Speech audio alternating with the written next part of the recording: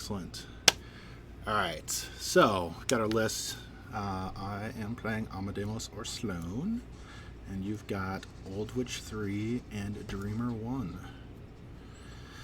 Both lists with 2 extra Defiled Archons that are not listed.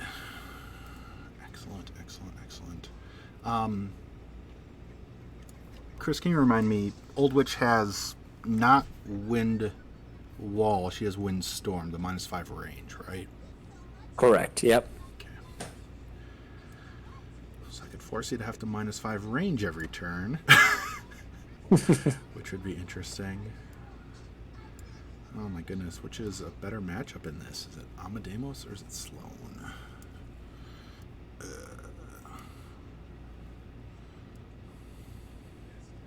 I'm noticing for some reason there are no Crabbits in my Dreamer list, so that makes a difference. There's 2 Crabbits in the Dreamer list. It's also short that for some reason. Okay. But just for your awareness. 2 Crabbits do matter. I think I'm going to try this and see how it goes. I got lucky. Woo! Whew. I was a little worried about Old Witch, because Sloan kind of doesn't like being 5 inches closer. Yeah, well...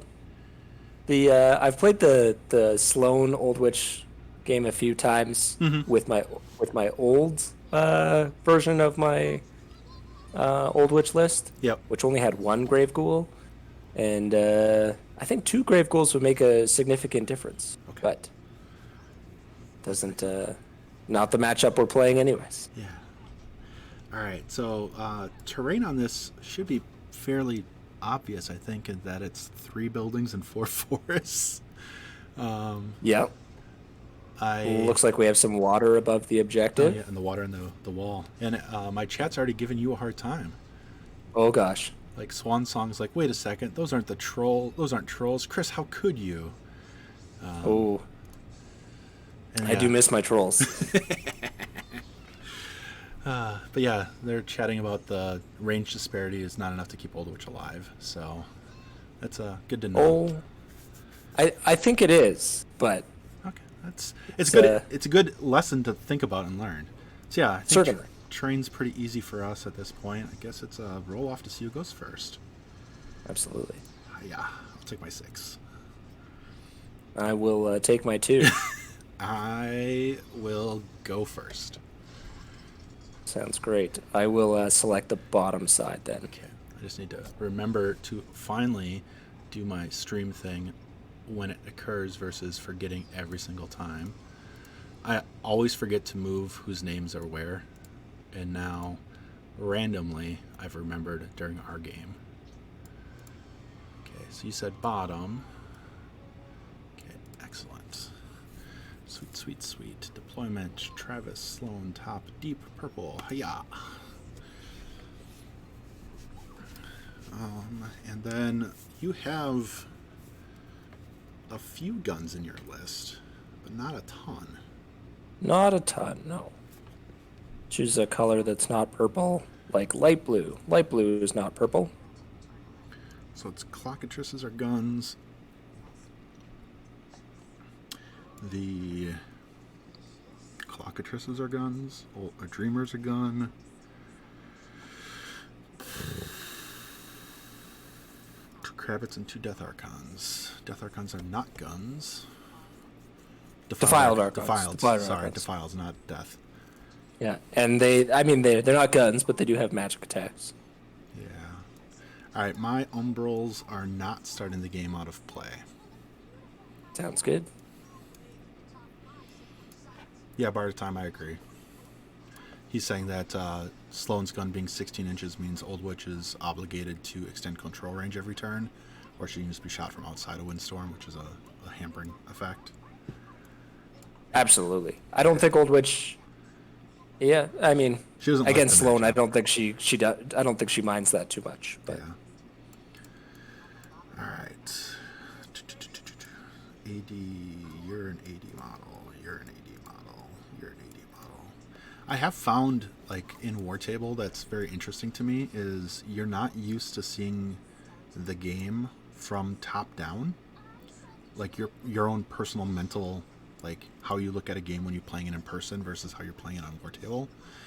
And it's interesting to me on like how it feels kind of awkward to be the top down versus the bottom up, because the bottom's like your natural looking at a table in comparison. So it's a really neat psychological fact that I've been wondering about if people have noticed that.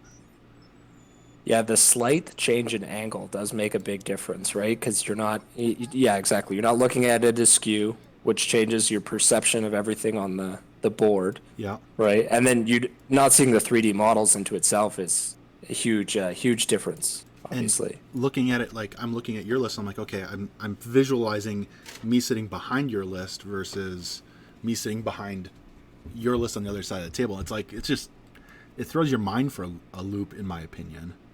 And yeah, it's an interesting discussion whether top or bottom matters more on a digital format besides just terrain for that psychological effect. Personally, I like to overthink of things like that. no, it's great. All right, it's totally. Oh, go ahead. I was just saying that's totally a good observation of the tool. Yeah. Wouldn't it be hard to 180 based on player number, wouldn't it? Yeah, Steam Boy, I would like that if you could switch the game, but I think because of how he's got it set up, where it's just same screen, I don't think they can do it, or it'd be hard. But I'm deployed, sir. Sounds great. Yeah, I suppose that's one of the advantages of like a tabletop simulator, right? Where you have the option to change the camera angle or change the angle, like the rotation place in which you're sitting. Yeah, absolutely. So, and then you can still get the same thing, like you're saying, the 3D models, and instead of being straight top down, you can be at 45 degrees or whatever. Like you have all the niceties that a real game provides you. That forest, Dreamer's going to hide behind that forest all game long. Is there anything of yours that can only be hurt by magic weapons? It would be the Crabbits, not the Crabbits, the Gremlin Swarms. The Gremlin Swarms, yeah, and Dreamer every other turn, right? Yeah, that's true. I'm going to take the magic weapon objective. Darn it. Yeah, no, I know that my list has a supreme weakness to magic weapons, or lack thereof. Sounds fair. I'm taking the healing objective, and I've just labeled it Sounds good. accordingly. Its armory is the one that I care about.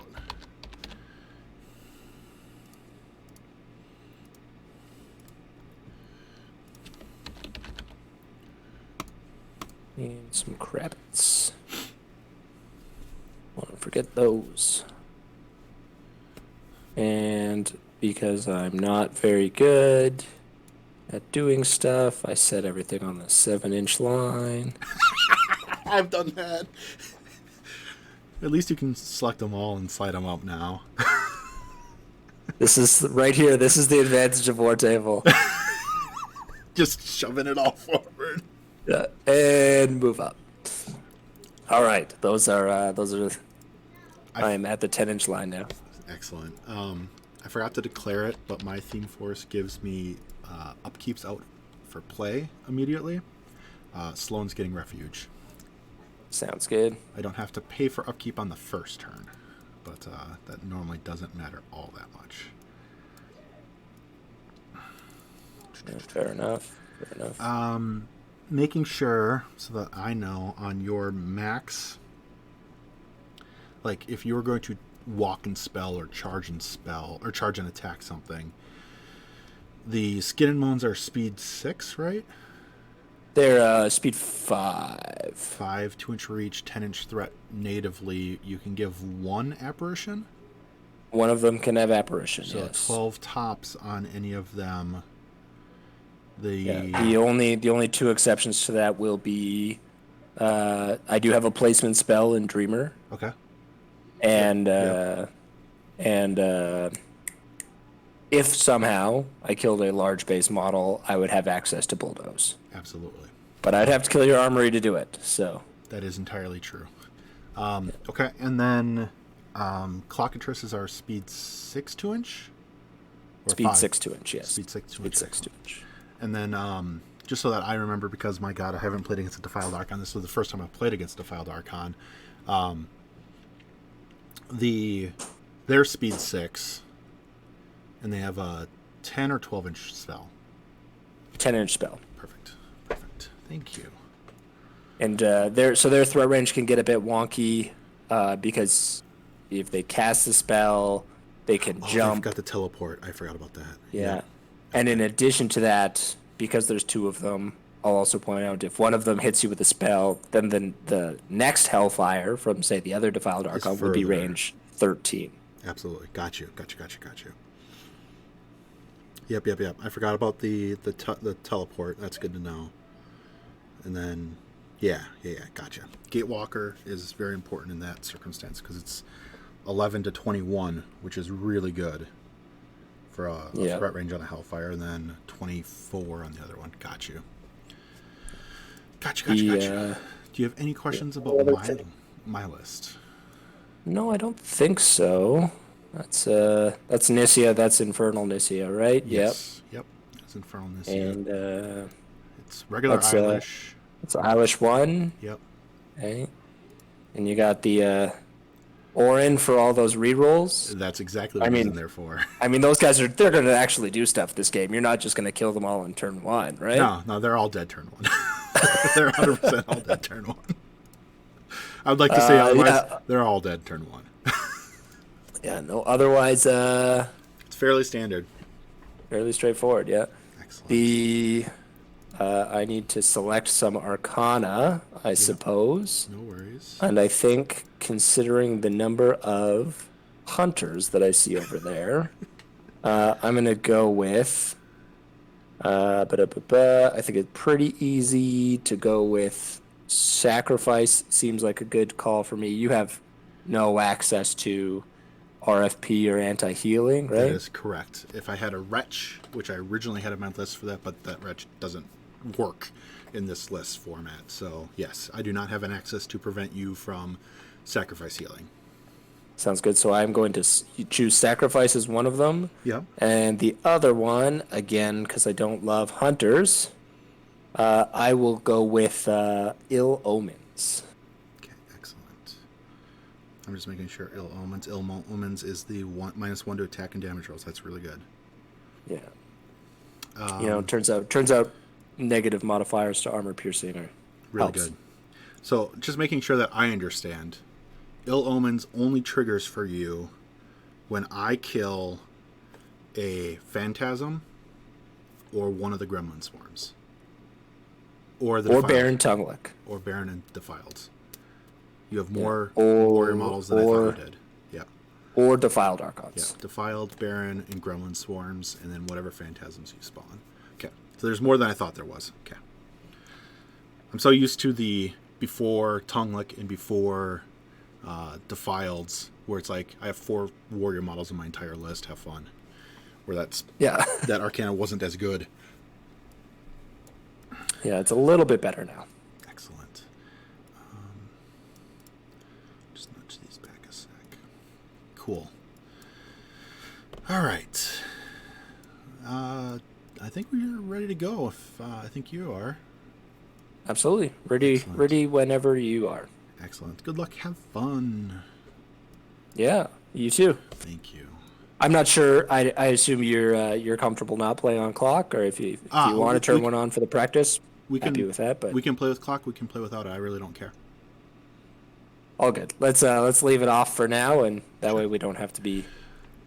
The game should be probably over by turn 3. I would imagine, one way or another. Yeah, I imagine it's not gonna be too difficult with Sloan. It'll go one way or another very quickly. Either I kill everything, or you get to my line and I don't really survive after that. Excellent. Okay, cool beans. So turn 1. Let's get this show on the road. Allocation 1 goes to everything. I just need to pay attention to not lose stuff in very stupid fashions right off the bat. My Minuteman's going to walk into there. my other ones.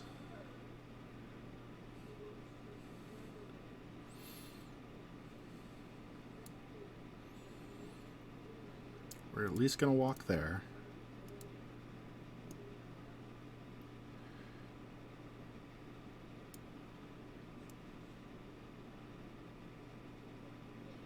Oh, there's a giant building in front of you. Nice.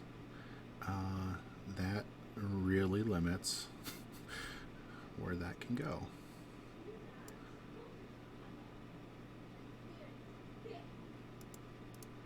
Okay. I'm going to jump to here. It won't have a focus on it anymore after that. Next, we're going to run some hunters. I'm not going to remove the focus from them because they're going to have 2 on them, and honestly, it's going to not really matter all that much. All good. I don't see a reason why the gun line doesn't prep for gunning next turn.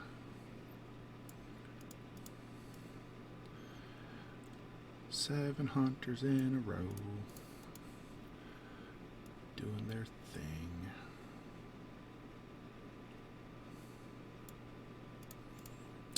Nicia is just gonna take her run over to there.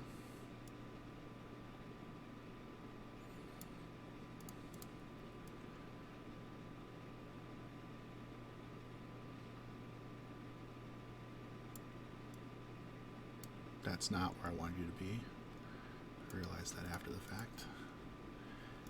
So yeah, they have Pathfinder, so that run was still technically legal. Just did it in a weird way.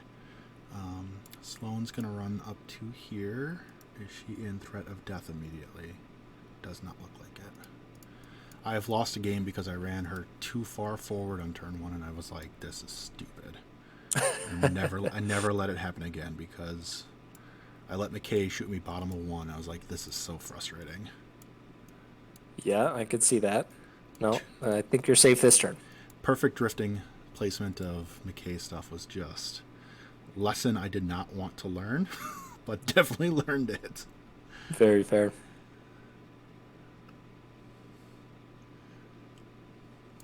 We're going to run you up to here, run you up to here. We're going to go with Orin and friends. Orin is going to take 6 inches forward and turn completely around. And then the he wants to get in on the fun too. The friends are going to migrate this way. So one's coming forward and turning completely around. And the other make a nice position for him to annihilate all of them.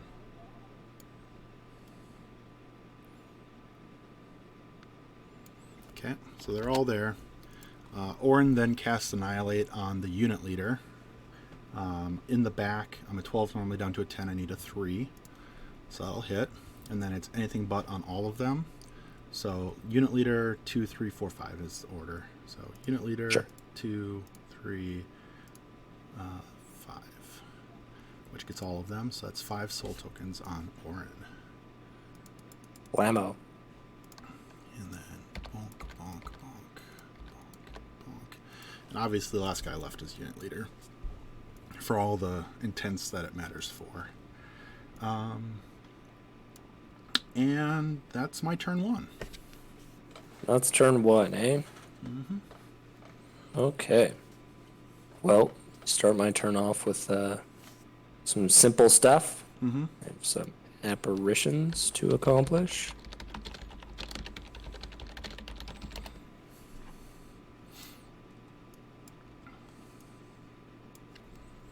Apparitions are accomplished. Mm-hmm. Hang on 1 second. No worries. Sorry, my fiance is cooking pizza and the oven's about to open. So if the fire alarm goes off shortly, don't panic. Cooking pizza and a fire alarm going off means that's a smoky pizza. Yeah, we got a smoky oven sometimes. So, Nicia is speed 7 or 8? She is speed 7 with a 12-inch gun. 12-inch gun. Yikes. Magical. The gun is magical? The gun is magical. It is a lucky AoE 3 gun. Sounds good. And does she have Eyeless Sight? She does not. Stealth is still her bane. Sounds good. So I think this Gremlin Swarm, speed 7, 12-inch gun. Mm-hmm. To me, that math works out to Yep, cannot shoot 12.1. Yep. So this guy will run to here. He's going to get shot by a hunter or something. Or You know, Sloan or something, yeah. Yeah, but that's fine. You know, we can't control everything. Mm-hmm. This guy here gonna come somewhere fairly similar. 12.1 away from Nicia and hang out. Chat's asking about how they're excited about the slaughterhouse. Are you excited for it? I think it is a very cool looking model. Very excited for it. Nice. I'm going to put an aura that is blue on this guy that is... I'm going to check it at 3 first. Yeah, I was like, how do you figure out line of sight in the forest? And I realized that the aura is like literally the best thing ever for checking that. It's pretty darn good. So we can agree with, or I hope we can agree with the Defiled Archon where he's at. Outside of that line of sight, absolutely. Sounds good. So he'll just I'd run have to come that way far over on the side to see it, which is unlikely to happen. Agreed. So then I'm going to increase that aura size to 10, just for purposes later on down the road. Absolutely. AKA desecration. AKA desecration. It is the thing that may happen.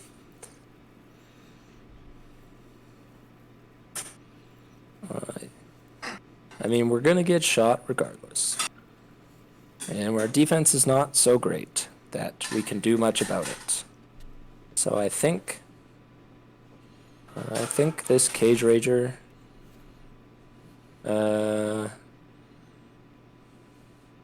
what are they, range 16 on the hunters, or? It's speed 6 and 14-inch gun up to 16. 14-inch up to 16, so you're likely going to be 16 anyways, so I'm not stopping you from aiming unless if I do nothing, which doesn't seem like a good plan. Yeah, like stepping outside of 16 still doesn't feel like a good plan. And your feat is you cast the 16-inch range for free, right? That's the one? Yeah. Normally, so almost always it turns out that every turn I cast the 2 spells, but yes, the +2 range is the feat spell. That's good. This Cage Rager will spend 1 to run to that point. Absolutely. Intention is to be touching the objective. Sounds great.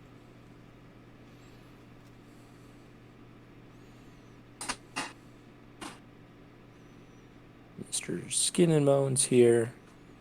And do something fairly similar. Mm-hmm.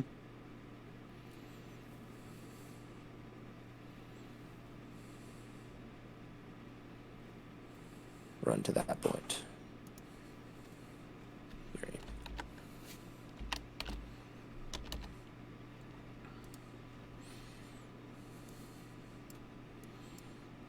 Hello. I don't think there's any Electroleap or anything in your list that I'm aware of. Do not have any Electroleap. Killing that void or killing the Defiled Archon is literally impossible for me unless I. The only way I could kill that thing would be a 6-inch move here, a 5-inch place. I can't even get to the Defiled Archon through any means. Sounds good. So this clock will spend 1 to run over there. Yep. Yep, that Defiled Archon is literally impenetrable for me getting to him. Perfect. That's what I like to hear. My Crabbit here, I think, is just going to go with a walk and jump. Mm-hmm. Hang out there-ish. Mm-hmm. That seems fine enough. Looking around again. Yeah, probably okay with that. What's the speed on the Minuteman again? 6? They are speed 6. 5-inch jump, range 6 on the guns with fire group. Range 4 normally. Okay. I'll come back a little further.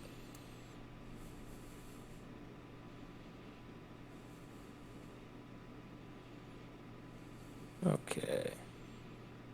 Baron's gonna go. He's just gonna move. And he'll jump. Mm-hmm. And I don't think he's casting any exciting spells this turn, so he's just gonna move and jump and hang out in this crevice back here. Yeah, Parlay doesn't really work for him, and Swamp Gas doesn't really help you in this case. No, not overly. Swamp Gas is still good in the effect of I don't ignore the cloud for concealment for the bonus, so it does make it harder for me to kill him if you want to use that. I think I'm okay. Okay. We'll see. We'll see if you we'll see what your plan here is. And we'll Absolutely. go from there. This Skin and Moans, he's just gonna run up here. Intention is to be base to base with the objective. Yep. Get murderated by some Friends.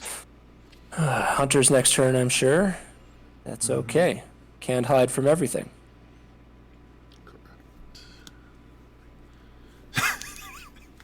My chat. Tonguelick's here to look cool. Dang it. This Clockatrice here. He's just gonna spend one to run. Oh, I owe you one on that Skin Amounts. Now I owe you one on this Clockatrice. Chris, I miss playing games with you. I'm just gonna say that right now. I miss playing games with you. I miss, playing games with people in general. Yourself specifically, absolutely. But, this year has been super tough in terms of just being able to play games, right? Absolutely. And it's like, I think about my last convention was LVO with you, and I was like, I had such a fun time hanging out with everyone that it's like, oh my, I can't wait for it again. Yeah. I just want it to happen again. Oh no. Oh no.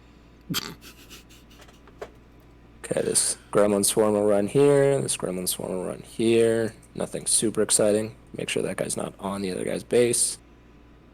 Seems like a good plan.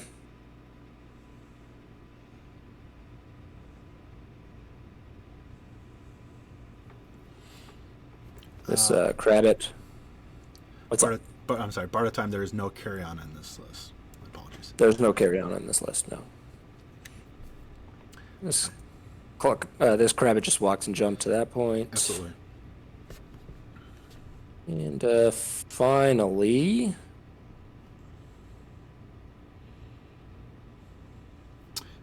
Before you don't, both Crabbits need Fury on them? They absolutely do. Okay. Yep. Not that you're trying to cheat it, I just wanted to make sure that I was understanding it right. Nope, you're absolutely correct. Absolutely correct. Okay. So Dreamer's don't think she dies this turn. I mean, it's certainly possible. Anything is possible. It would be difficult for me to do that. I mean, I don't think anything gets far enough over to the left that you are able to kill Skin and Moan, or shoot around the Skin and Moans. Yeah, that's going to be difficult. Yeah.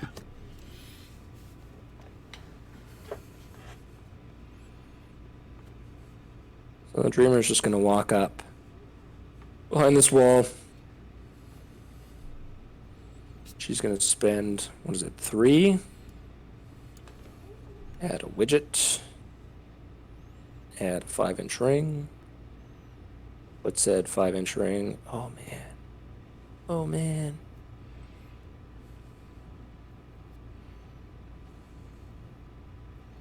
What's said 5-inch ring here. Mm-hmm.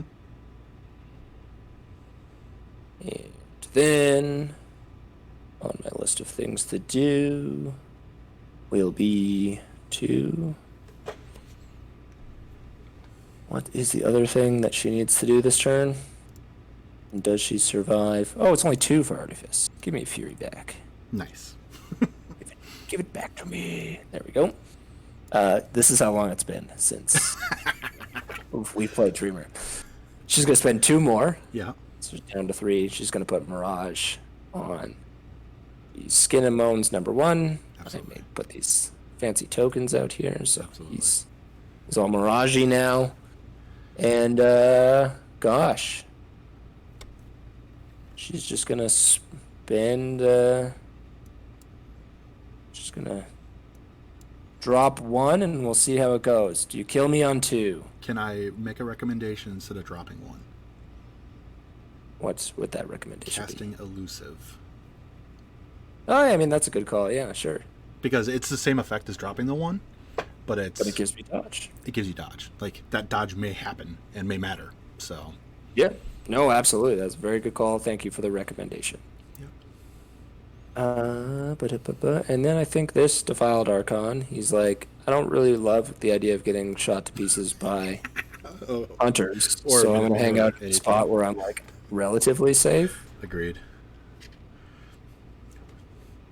Don't put me in range to die, boss, right off the bat. Yeah, this is the plan, right? We got to have a plan to not die. And he actually gets to cast a spell, so we'll make an aura for him. Mm-hmm. And we'll get out a widget, and it'll be a 5-inch ring. And we'll call that ring, make it purple, we'll call it Desecration. So that you can see it, and everything makes sense. And like, the only model it really matters for is probably one of those Minutemen, maybe, probably even not. Yeah. But I'll just put it. Yeah, because it's a AoE and it's -2. Yeah, it's the Minuteman's probably the most likely candidate to be affected by it. Yeah, so it seems fine. Fine. Okay. I'll throw it there. And finally,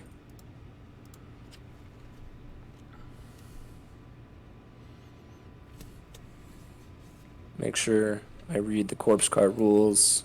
I believe he's going to be within range of everything there. But I just need to double check because I haven't played with a corpse card in a while. I think you're fine.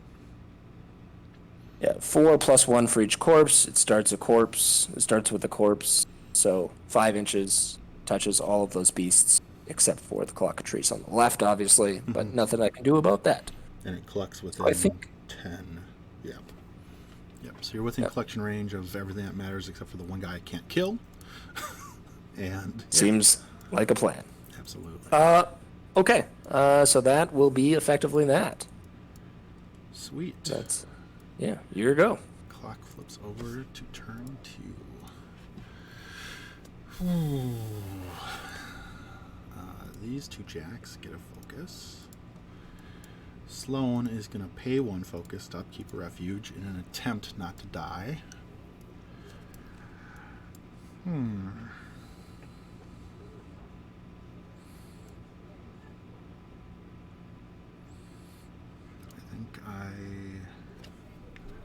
This is an interesting conundrum in terms of what to shoot exactly and how to shoot it all.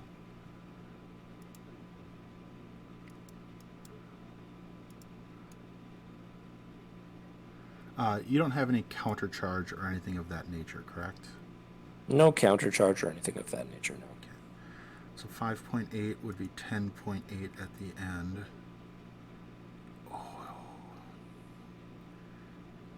I can go further this way, though.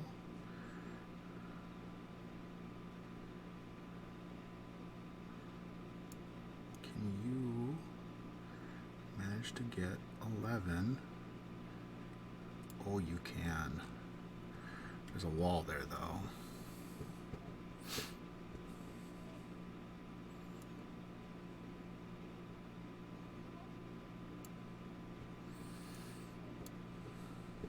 Alright. So that's a thing. That's the thing. Okay. So can I clear the way with enough shots to get through transfers and that? My chat's telling me just to go for it. This is where I wish I could just put like save game state so that we could be like, let's rewind this turn and not go for the assassination and see how it works. Oh, that Clockatrice over on the side there is going to be a health battery this entire time. If I kill those two, you're going to get 2. Shield Guard, you're going to get 4. Because I'm most likely blowing up a Crabbit if I touch a Crabbit. Dreamer's a base defense 16 on her? 14 on her. 14, I think? Oh, 15. Yeah, I don't think it's incredibly high. 15. 15? 15. So as long as I leave your warrior models alone, I don't suffer a -1. I have to remember that, my goodness. And friendly faction models disabled by enemy attack while in the warlock's control range. So you can effectively, oops, did not want to move her. If I step within 14 of her and kill something, then Warlock can play this card when a friendly faction model is disabled by an enemy attack while in the Warlock's control range. Are you reading? I'm reading all fall down, so I'm making sure you can trigger that no matter if I'm in your control range or not. And then you knock me down no matter if I'm in your control range or not. Correct. Yeah. That's yeah. The trigger is in control range, and then the effect is board wide. Yeah. Well, that's annoying. Okay.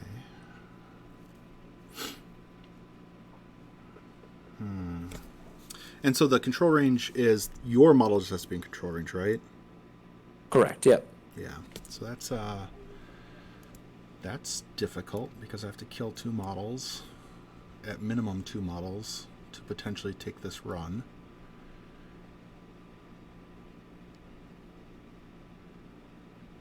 All right. This will be interesting. Okay. I will start everything with no... yeah, I don't need to do any allocations.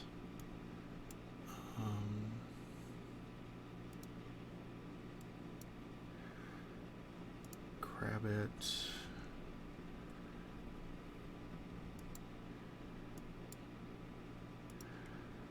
We're going to start with Nicia.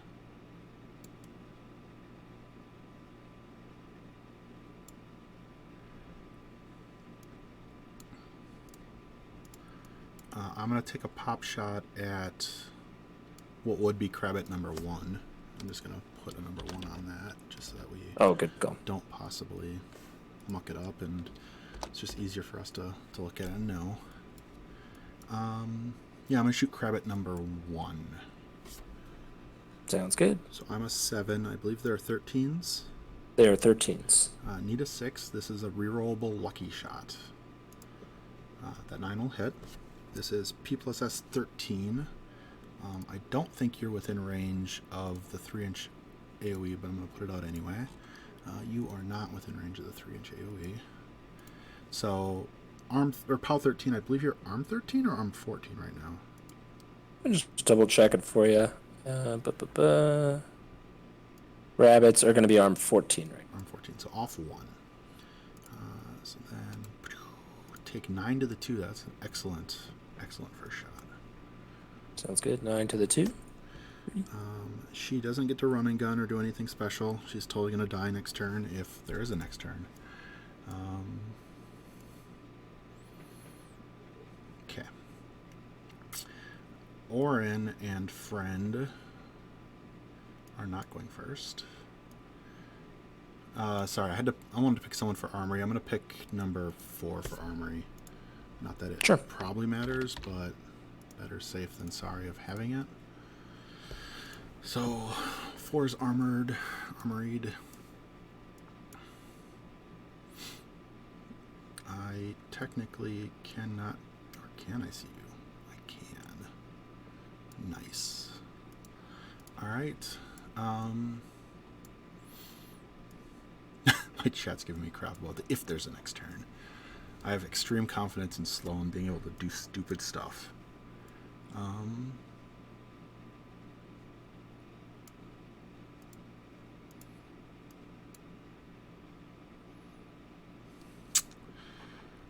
So I'm making sure that I understand this right. If I trigger your disabled, destroys or removes from play a model with an attack during its activation at the end of the activation. Oh, it's at the end. Okay. I thought it was interrupting my activation. No, it's just at the end. Whatevs. All Fall Down's not as broken as I thought it was. I thought you were going to interrupt all my attacks. I was going to be like, what the hell? Oh, no. I was like, I totally read that wrong. Holy cow. Whew. All right. Sloan's going to go next. Because, yeah, why not? Sloan's going to pop feet. Because as one does. This is the turn that Sloan does all of her stupid stuff. So Fire Group gets cast for free. She'll spend 3 to cast Guided Fire, because that spell's fair and balanced. And she will then shoot the Cage Rager with her Sure thing. long rifle. She's now range 16. She's going to 4-foot movement to aim. She is an 8 up to a 10. You have cover, but that's still up to a 14. So I need a 4 to hit you. So first shot, 3 dice. The 10 will hit. You are armor 21. This is POW 14. Or I'm sorry, POW 12. POW 12. So off 9. I will boost it. And it is a Weapon Master shot. So off 9, Weapon Master damage roll. That's a real crap roll. I am going to re-roll that with Orin. That roll, yeah, for 4 dice, that's real bad. It's not good, that's for sure. That's real bad. I'll take that roll much better. My goodness. So off 9 is 5 damage. No, bad math. 7 damage. 7 to the 3. 1, 2, 3, 4, 5, 6, 7. I should have asked if you wanted to shield guard it, but I had forgotten. Oh, I'll let you know. Absolutely. I'll let you know. I figured you'd interject. Yeah. I will take the second shot, same thing. That'll hit again. I'm going to boost it if it's no shield guard. I was going to boost it anyway, it doesn't matter. And, I'll take that roll as well. So that one is 6 this time to the 1. You got it. He is a beefy boy. She will refuge because she has no interest in just inside the kill box. She has no interest in dying. Orin and friend. Orin is just going to be like, hey friends, I come bearing gifts. And this dude is turning around to also bear gifts. Make it so Orin doesn't have to turn around so stupidly. We'll just go there with that. Orin is going to cast another Annihilation in the back of that guy. I will hit anything but. I will get him, barely. And Orin is back up to 5 souls. Alright. Need to limit the number of models that I kill. Gremlin Swarms are small base or medium base overall?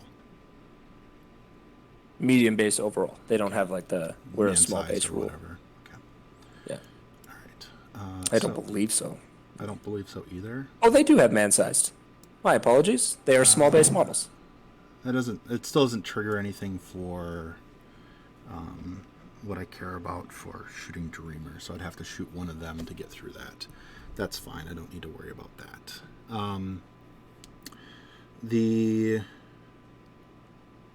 question I had, I don't think I had a question. I'm just going to copy this model so in case I screw it up.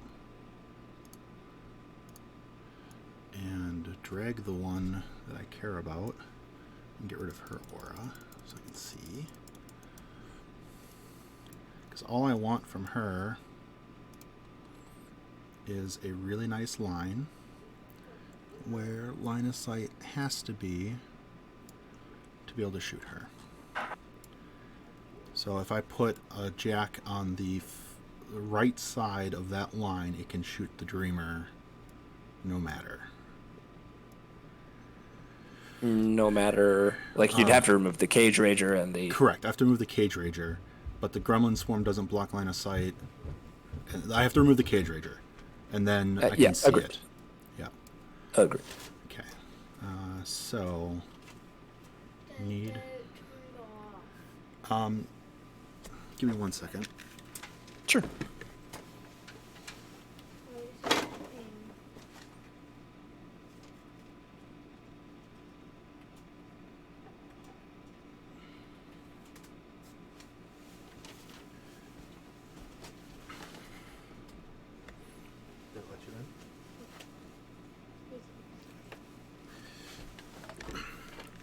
EA work security software giving me issues for my son. That's always fun. Yeah. All right. I am gonna go with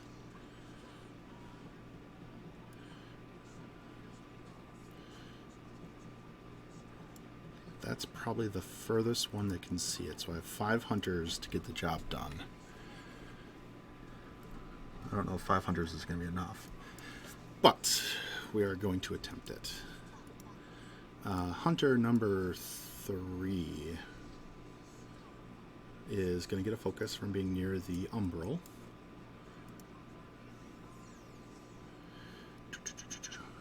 I need space.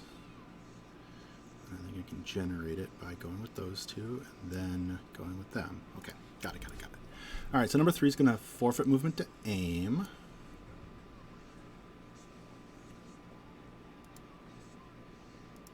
Yeah, no matter what, I have to move to shoot you, so I can't. That doesn't matter.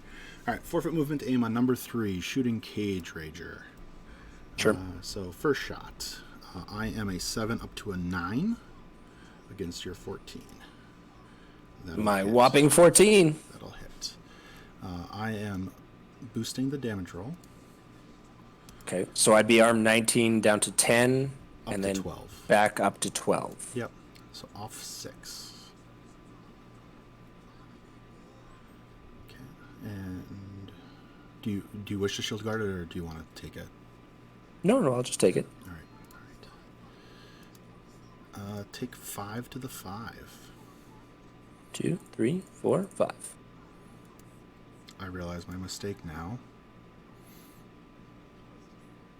I made a terrible mistake. I don't think you can kill Dreamer anymore. I made a terrible mistake. I need to kill that Crabbit before I start shooting the Cage Rager. Shit.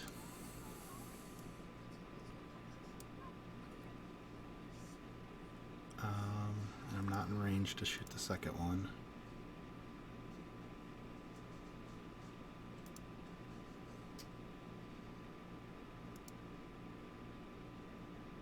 I will take the second shot into that Cage Rager.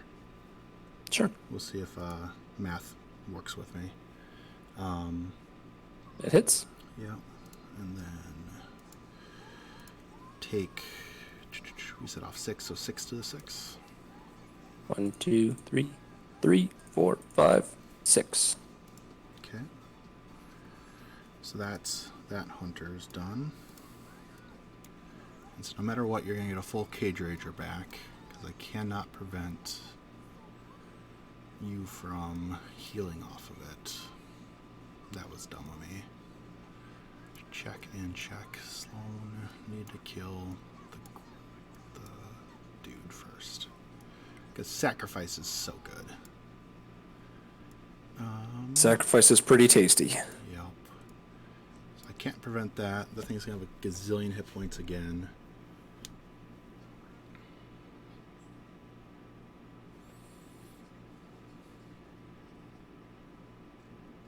I think I have to take it. So I have to keep going with what I'm trying to do and see how it works. Number 2 hunter is going to forfeit movement to aim as well and shoot Cage Rager. Sure thing. That'll hit. Do you wish to shield guard this one?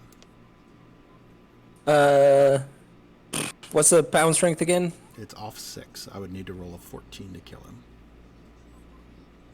Do I risk the 14 is the question. I mean, it is a game-defining 14, I think. So I will,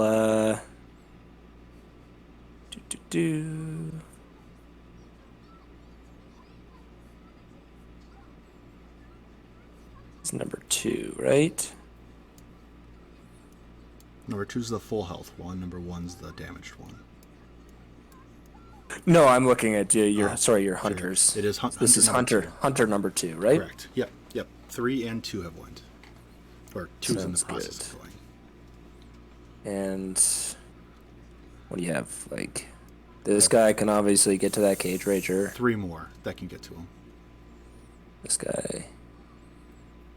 Yeah, number 5 can get to This him. guy can get there. Yeah. Number Yeah. 5 will get around the forest. Oh, Number yeah. 6 and 7 will not. Fair enough. Well then, I think I will elect to shield guard with Crabbit number 2.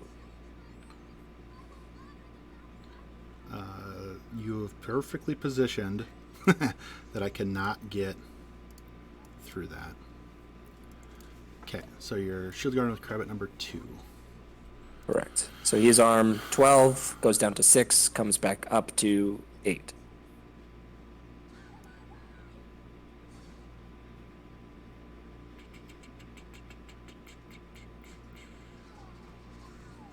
I am not going to boost that. Off 2. 5 to the 5. Okay. 1, 2, 3, 4, 5. Second shot, same thing, into the Cage Rager. I will hit. That's good. Oof. And now the all-important question. Yeah. Well, yeah, I'm going to shield guard with number 1. Okay. I'm not going to boost this. It's off 2. I need to roll less than a 6. Less than a 6. Roll less than a 6, I have a possible chance of winning this game. I'm going to reroll it with Orin.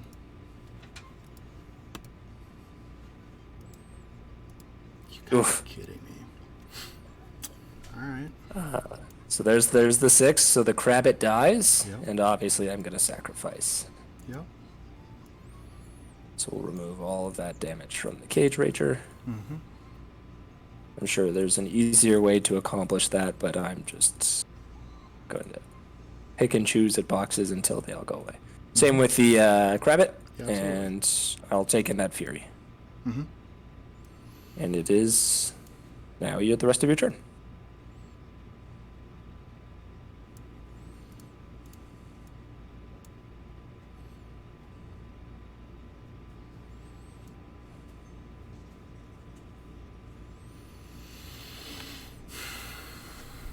That was a mistake to shoot it with Nicia.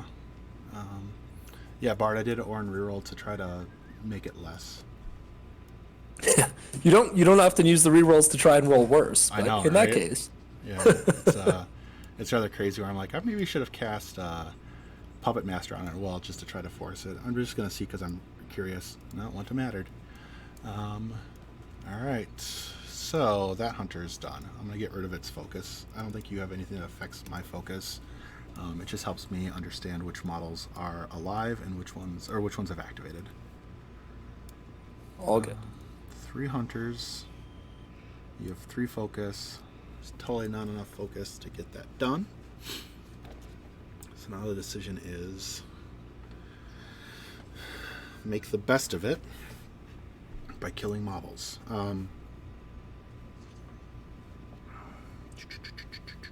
Cage Rager's 10-19. Skin and Moans is a 13-17 up to 19, so it's 19 versus 21. Harder to hit, but 19 versus 21. The other math for you to remember on this Skin and Moans is it'll get +1 from the corpse. Yeah. 16 up to So 17, 17 up to 19. Yeah. Right? Because Cage Rager goes down to 10 up to 12. Yeah. Skin and Moans go down to 8 up to 9 up to 11. So it's a point of damage difference. Oh, yep. Because you add that after the fact. Absolutely. Correct. Absolutely.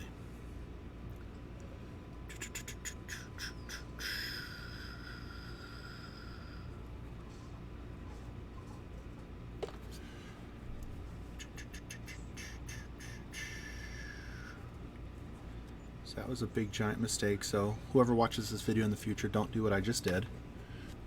Don't shoot the Crabbits ahead of time, because that Crabbit would not have died to the shield guard, and it would have been perfectly fine then.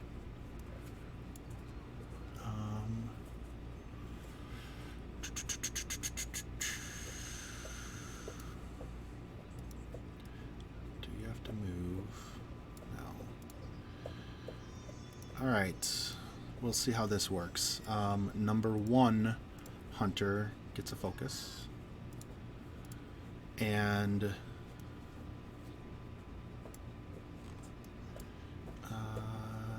you can only run 10 inches with this guy. What's the range on Dreamer's spells? So the Cage Rager can only run 8 inches. It's only it's speed speed 4. Hey, look, very, that's even better. very slow. Okay. But the ranges on my spells, I believe is 10. Most of the case. No, Abyssal Gate is 8. My apologies. All right, so I'm effectively. All right, I got what I'm gonna do. All right, I'm gonna delete this model because this model no longer matters. Get off the table. All right, so number 1's gonna shoot the Skin and Moans. You're up to a 17. I'm a 7 up to a 9. I need a 8 to hit you. 16 will definitely hit it. You said it was an 11 because it's 8 up to 9.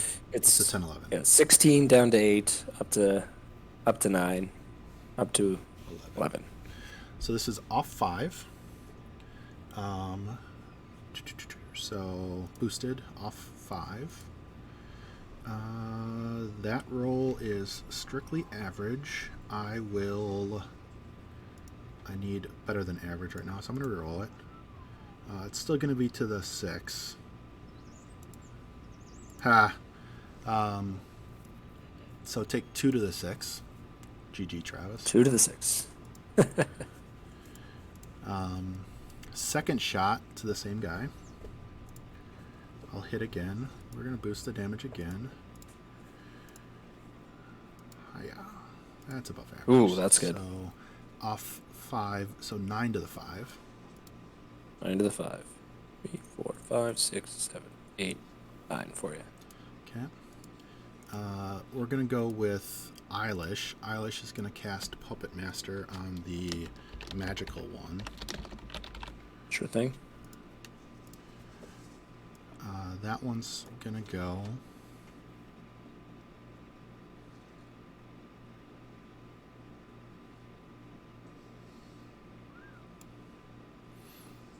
We're going to go there.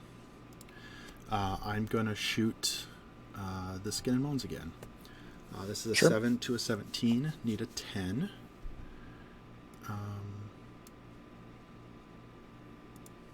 That'll hit. Boost damage. I had an extra focus from where I was located. Using that focus now, off 5. Take 9 to the 1. Nice. 5, 6, 7, 8, 9. Second shot, same thing. I'm going to reroll with that Puppet Master. I'll hit with the Puppet Master. Then damage roll. Off 5. Take 8 to the 6, which is the perfect amount. Toast. Boop. Boop. Okay. His focus is gone. Then the rest of the decisions. Keep evaporating. Keep evaporating. You're going to go in.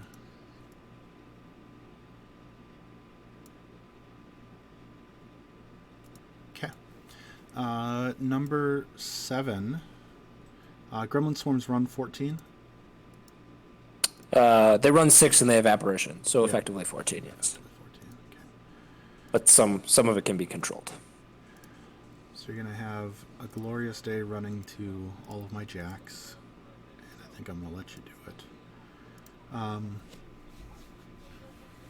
Okay. Number 7 is going to forfeit movement to aim. Gets a focus. And is going to shoot Skin and Moans number 2. Sure. 9 to a 13, need a 4. That'll hit. Boost the damage roll. We're still off 5. Take 9 to the 4. I will take that damage roll every single day. You got it. Second shot.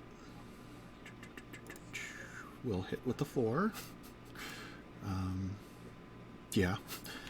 And then boosted damage. Off 5. I will re-roll that with Orin. We're still going to be to the 2. Off 5. Hey, much better roll. 6 to the 2. 5, 6. Hunter number 6 is going to continue this great set of activations that I'm doing. And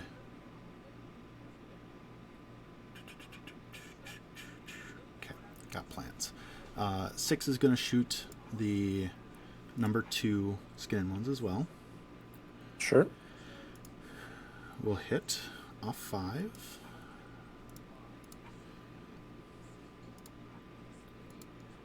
Take 6 to the 6. 2, 3, 4, 5, 6. Next shot, same thing. That'll hit.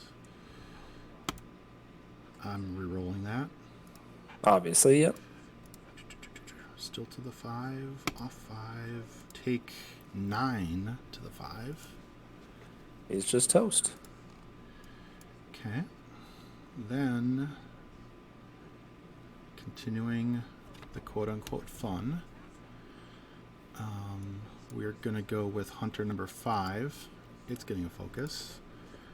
It's laying into the Clockatrice now. Sounds good. I don't know the clock stats off the top of my head. He's 13, 18, or 13, 20, because he's within the... 20. Yep, absolutely. So he'll be 2 and 11 as well then. Because 18 to a 9 up to an 11 from the aura. Correct, yep. Okay. So yeah, shooting him, standing still, will hit, off 5, take, that's a shit roll. I'm going to reroll it. Sure. Hey, even worse. 2 to the 2. 2 to the 2. That's what happens You when you rely on luck. Sometimes it doesn't favor you. So then second shot, same thing. Will hit. Boosted damage. Off 5. 5 to the 6. 1, 2, 3, 4, 5. You got it. All right. Then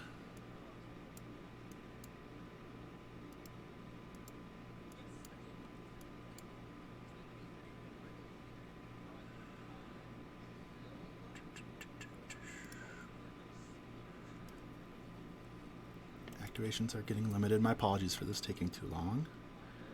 Oh, not a concern at all. Okay, excellent.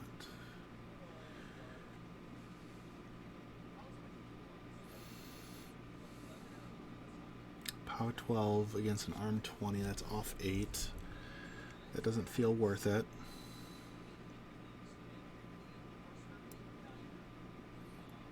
Tonguelick's hard to kill. Everything else is hard to kill.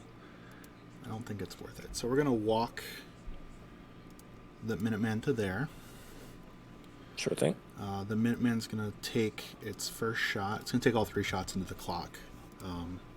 But taking the first shot, it is a 7, I believe. No, it's a 6. It's 1 less. So 6 into the 13, I need a 7. That'll hit. This is a 14 into a 20, so it's off 6. Gonna boost the damage roll, off 6. 1 to the 6, so good. Boop. Second shot will hit, off 6, 4 to the 4. 2, 3, 4. Third shot. 6 and 6 is 12, which will miss by 1. Okay. Then, so that's that hunter. Then, hunter number 2 is going to get a focus.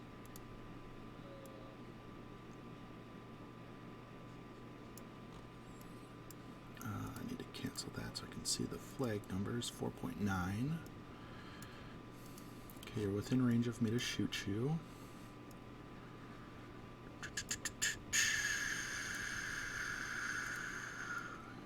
Yeah, let me just make sure on the timing that I can do it whenever I want. Once for activation, after making it, but before making combat action. So I have to make the decision now. We're going to move there no matter what. 5-inch jump.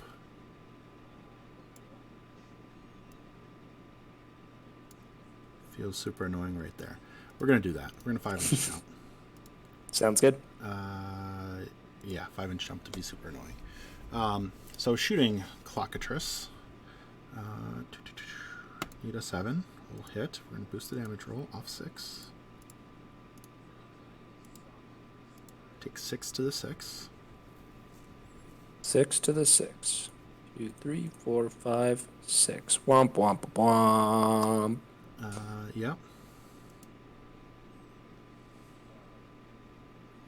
He doesn't have, I do. Do they have Gunfighter? They do. They do.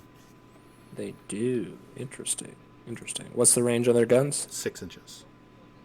6 inches. Yep, you can totally teleport out of it. He's done moving. No way to change that. Correct. Only thing left to go are the Umbrals. Yep. Right? Yep. I think that that's going to be the appropriate play. Yeah.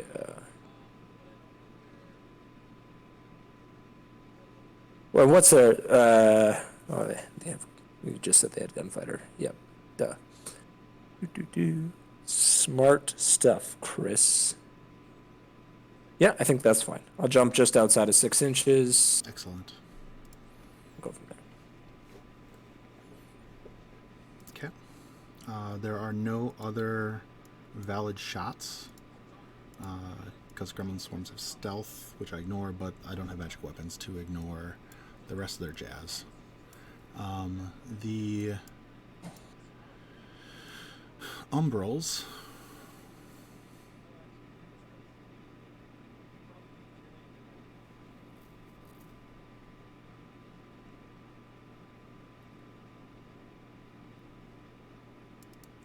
come on. There we go. That one's going to go there.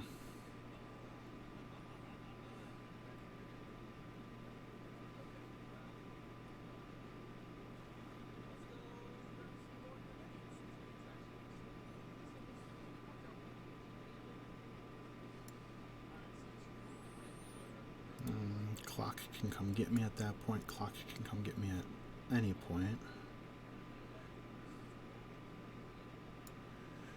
We're actually going to be intelligent with that one and move it behind the forest so you have a harder time spraying me.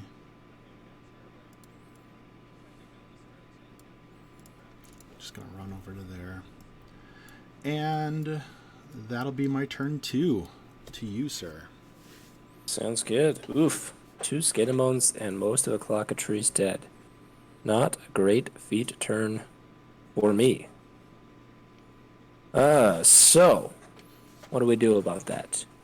In return, I've learned my really big lesson on not shooting a Crabbit before going for the assassination run. That's an excellent lesson to learn, because that's why I love doing this, because I thought it was perfect. I'm like, I'll damage the Crabbit a little bit and you'll shield guard immediately. It's like, no, you're gonna wait till the end. Yeah. Yeah, I'm gonna let you get down. If it was like a 15 or 16, I might have risked you like one more shot on the Yeah, to attempt to see Cage if I could Rager? spike it. Yeah, but yeah. 14 was just that's a a game defining 14 with a reroll. I'm like, I don't overly feel comfortable with that. Agreed. Like, that 14 could legitimately happen and be like, oh, well, crap. Yeah. Oh, well, so much for that then. Okay, so figuring things out, I have 1, 2, 3, 4 Fury on the board. So that makes life easy. I don't have to do anything special. So I'll just bring in said Fury. 3, 4. And Dreamer goes up to 7.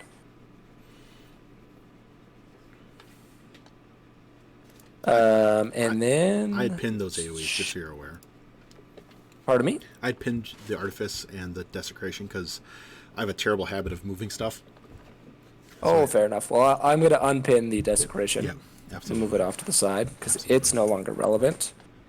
And since Mirage is no longer in play, because you killed my Skin and Moans, you monster. I am a monster. I guess that's not super relevant either. So I may as well just upkeep Artifice, because Yep. Baron does that kind of thing. Ba-doop-beep-beep, I think you've got ba-doop-boo. 2 healings to do. You got your objective and the Clockatrice's auto heal. Yes, yeah. The Clockatrice, just making sure, yeah. So the objective heal on the Clockatrice will heal for a whopping 1. Might as well bring my mind back in. Absolutely. And the Clockatrice heal will heal for 2. Sounds great. Boop. Exciting. And then somewhere in there we will do our apparition movement. Absolutely.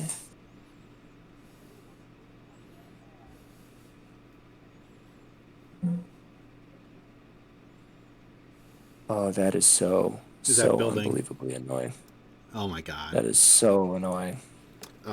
Just Yeah, so well, we know what you're doing with your life. so that you're aware, her blades are not magical. Oh, that's good to know. Even more annoying. My goodness. Yeah, I was imagining I was just going to murder her anyways, but Now you don't need to if do. you don't want to. yeah, this is very true. 2 and 2 that way. That's all the... Oh, and then I guess this one might as well apparition move. Ba-da-ba-ba. And I've probably done this in the wrong order because it's been a while since I played, so let me check. No, I have not yet. That's good. Yeah, you So can still now do at this Wraithwalker point, whenever. I will Wraithwalker. Yeah, you can still do Wraithwalker at any point. Like, I'm not gonna stickler you on the what healing is occurring where and which phase it all occurs in. Yeah, fair enough. Fair enough. As long as we're comfortable with the Absolutely. things that have happened, we're all set. So everyone has apparated. The healing is complete. Yep. I've chosen Wraithwalker. Yep. Now we can do other turn stuff. Absolutely. Oh, so where do we start with that is the question. Well, I think it's... I mean, obviously I need to score my 2 CPs and start to put some pressure on you that way. Nicia is stealth, I imagine? She is. What's her defense? 16. 16. That's really good. Yeah, she is a little monster. I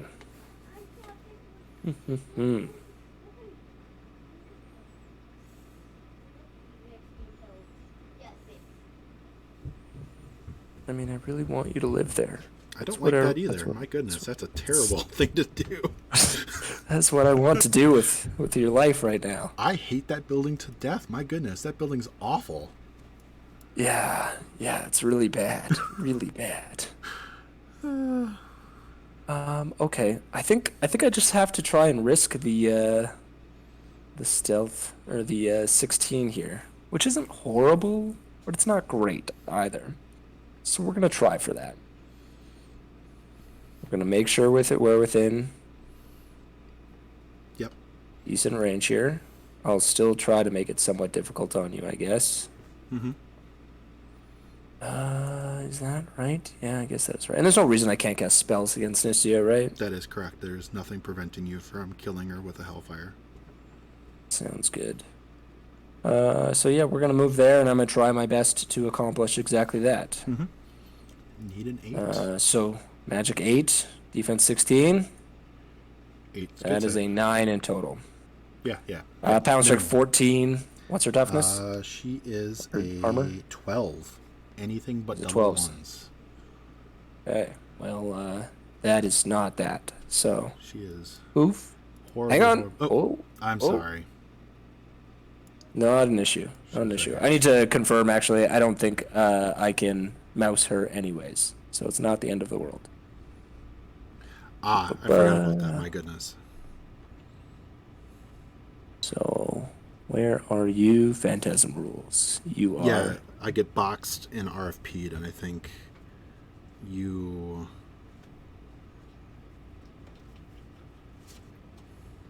When an enemy model is boxed, you can replace the box model with the same size or smaller. The models you can. I can. Okay. Right here. Well, mouse it is. Absolutely. The mouse is obviously the best one anyways, because he's the cutest. Yep. So that is that. My apologies. I went a little too fast. I forgot about hat trick. Oh, not a concern. Not a concern at all. Next up on the list of things to do is going to be... Do we see what we get with this first, or do we... What's the defense on a hunter? The hunter, Or not a hunter, sorry, the they're Minuteman. both the same. They're 14-15s. 14-15s, okay. And I'm fairly certain this is in your back arc here. Let me just Absolutely. extend your melee range out. Yeah, I think that looks pretty safe Absolutely. to walk up. Just want to see the extent of which I can try to abuse it, so to speak. So that would be still within your back arc. Absolutely. And I think that that's a good place to be. Although I may want to be a little further up. I think I will be a little further up. Okay. Obviously, you see through clouds, but you don't see through Forests. Do not. Although you do have Pathfinder, you could get over there. Chris, don't forget the second part of the Defiled Archon. Absolutely, I'm certainly considering jumping. I just want to make sure I'm somewhere nice and safe for when I do that. That's what you're referring to, I mean? No. I assume? This one here. Oh, I'm not even done that Defiled Archon, am I? You still got stuff to do. Yes. He wants to return to relative safety. Did you want to put Desecration out before moving? That's a really good idea. It's a really good idea. I shall do that. I shall put a Desecration. That seems like a decent spot to put it. Mm-hmm. Yep. And then I'll jump back. Absolutely. And it's a 5-inch jump. So I'll jump back here. Boop. Okay. Sorry. Thank you very much. No, Thank you for the reminder. You're fine. I'm just going to give you another Desecration. If I can unpin that new Oh. one. There you go. Much appreciated. Another one waiting for you. Okay. Back to what I was doing. Yep. This guy here moving to a major melee range, like 12 inches, so I can Absolutely. see. Absolutely. Artist, this is your back arc, so he will move there. Yep. And he will attempt to blast that Minuteman in the back. Absolutely. So I need a 4 to hit. That is You correct. said you're def 14, Yep. so Absolutely. that will certainly hit. This is POW and strength 14. So -1. That'll be 10 points to the 2. I will not jump. Mm-hmm. Instead, I will blast you with another Hellfire. That will hit. Mm-hmm. That'll be 5 points to the 5. Okay. And now I will elect jump. Mm-hmm. And I'll jump back behind this building of safety. Okay. Hang out there. Sounds good. Okay. 9 boxes left on him. Yep. Don't love that. No movement, though. Don't love that. That's going to be pretty easy to get rid of. I mean, it certainly helps.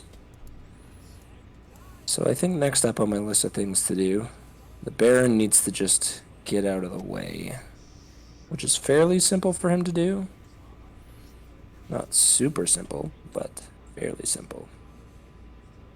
You're probably just going to murder him at some point next turn, but you no longer have 2 shots, so Correct. that costs you a significant. Yep. Yeah, killing him is not easy anymore. Oh, that's rough, Bard. So Bard saying that he had the option to put any desecration where McKay would need to go, and he forgot, and it's like, ugh. Yep. So I think Baron is going to move to this point. Sure. And then he will jump. So he's at 5, so he'll jump then to just hang out at the bottom of this zone. Yep. Seems fine. Just be annoying. And then inside he's the zone. just to be as annoying as possible, and he's just going to put a little ring on himself. Absolutely sounds great. So now that he is out of the way, the next question becomes, do I need Manifest Destiny to kill a Minuteman?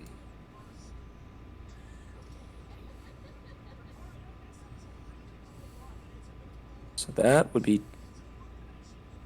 That's So you have to charge. Man. 2.4. Oh yeah, I would absolutely need to charge. Just trying to figure out what angle I would need to charge at. Yep. I think that would get me there 5 inches, so full charge will work out in that space. They're def 14, which I don't love, so I do think I'm gonna need Manifest Destiny to do it, so we're gonna go with that. Okay. And you have, gosh, you still have a lot of hunters. Yeah, it's Gosh, oh golly. still 7 hunters on the table. Yeah. Sloan, she's speed what again? 6? 6. With a 16-inch range gun? Yeah. No. Yeah. 16, POW 12.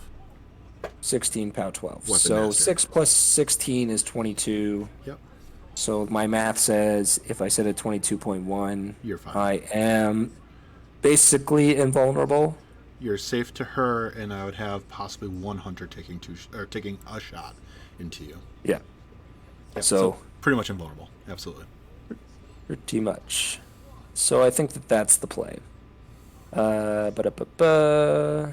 gonna unpin this this artifice because I'm probably just gonna end up recasting it. Mm-hmm. That's what we're gonna do. Yeah. So she's going to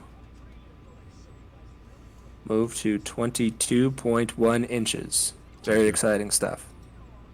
She's going to spend 1-2 to throw down Artifice of Deviation, and we're gonna put it. I need to get an aura out. Oh, I have an aura out. Look at me go.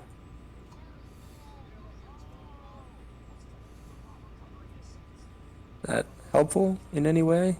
Not super.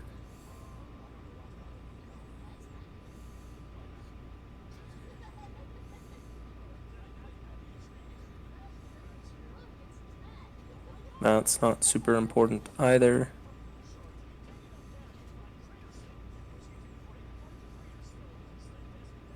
And hunters are speed 6 or 7? Hunters are speed 6. Speed 6. It's a good number to be. Yeah, they have a threat of 22. Fair enough. Well, not much I can do about that. Mm-hmm.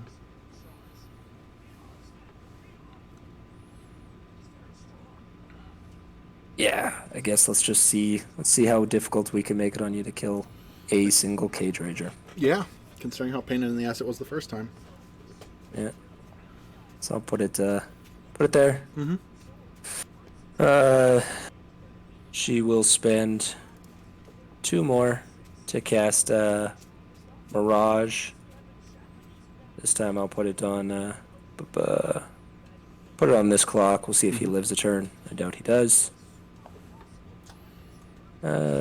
Actually, do I want that Mirage? I don't think I do. I don't think I do want that Mirage because Manifest Destiny costs 3, right? Last time I checked. I would have to look. I'm just looking it up now. Again, been a while. Yeah, it does cost 3, and I'm not brave enough to sit on 1. So instead of, I'm not brave enough to be naked. Yeah. So instead of sitting on 3 there, I'm sitting on 2, and Manifest Destiny is up. Yep. Mirage is not. That's Enfeeble. Oh, I didn't make one for Mirage, so I'll just add an effect. No, you've got one for Mirage. Manifest. Oh, you didn't make one. I keep saying Mirage, but I mean Manifest Destiny. Absolutely. Got it. And she'll spend 1 more because she's okay to be on. She's okay to be on 1. She'll spend 1 more for that elusive that I just left on her from last turn because I'm a giant cheater. It's totally fine. Okay, well then the next thing we're gonna do is we're gonna go with that Cage Rager Yep. that we figured out the charge path for. Again, so that's 2. He's got total of 7 inches, so can quite easily make it, but he just wants to make sure he's within the terrain when he gets there. Mm-hmm. Charging to there.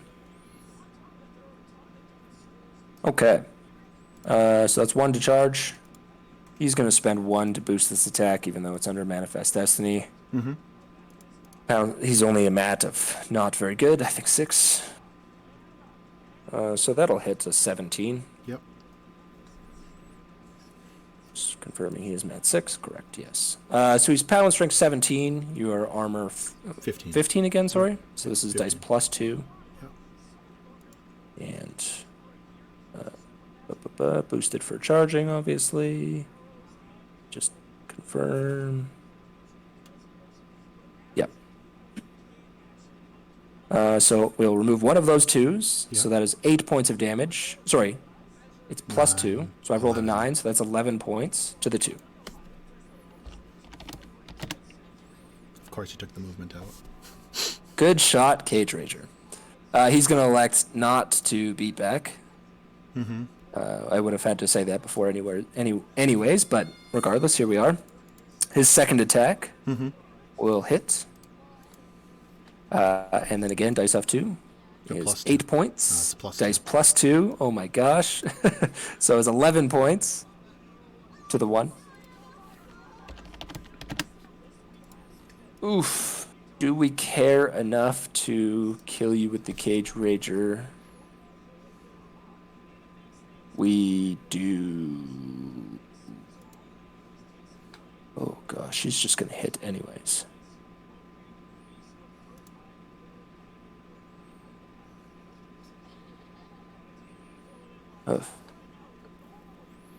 Nope, we don't care enough. The Cage Rager's done. Mm-hmm. Then this good friend, Gremlin Swarm, will move to this point and kill that Minuteman. Yep. Yep, that's fine. And then that leaves us open to put Clockatrice into the other Minuteman.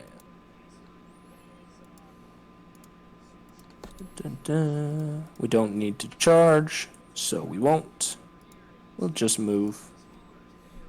Mm-hmm. You're gonna murder him next turn anyways, but do what you gotta do. So we move there. Mat 6, I need not really bad to hit because your movement is out, so that'll hit. Pound strength 14, so this is dice off 1.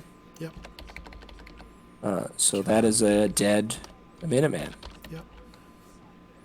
And this one, before you remove him, Absolutely. will turn into a pumpkin. My pumpkin. Place you here, and then I'll just move him out of the way, and you can move your Minuteman. And then...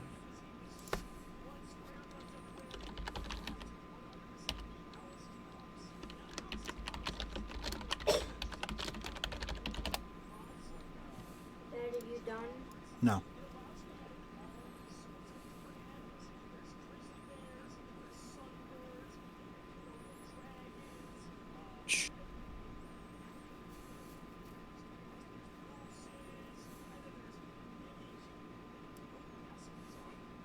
Okay. Can't run to anywhere where I'm really concerned. Don't have a melee weapon that's any good. I mean, I don't have a melee weapon at all, to be honest with you. Mm-hmm. So I'm just going to run, make sure I'm contesting this zone and touching the flag because I am a solo. And this Gremlin Swarm is going to come do the same thing over here. Mm-hmm. And we're going to double check. We are not in a place where we're super happy, so we're going to move the second one over there as well. Mm-hmm. And this Crabbit's going to move up, hang out here.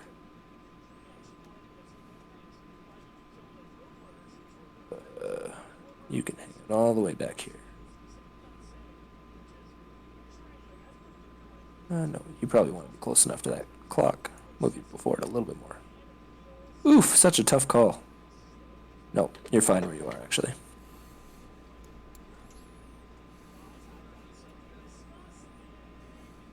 My big thing will move up to this point here. Mm-hmm.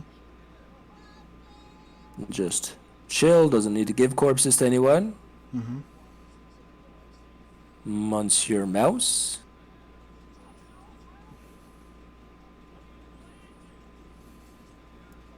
Out here. Monsieur Gremlin Swarm.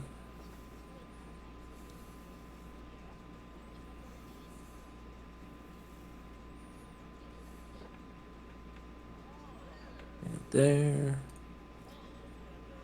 And this Clockatrice.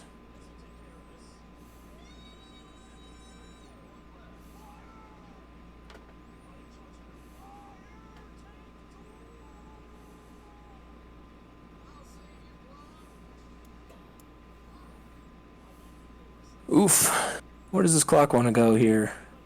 I don't think there's anywhere in particular it needs to be that's super great. You're going to get some action on it next turn, regardless.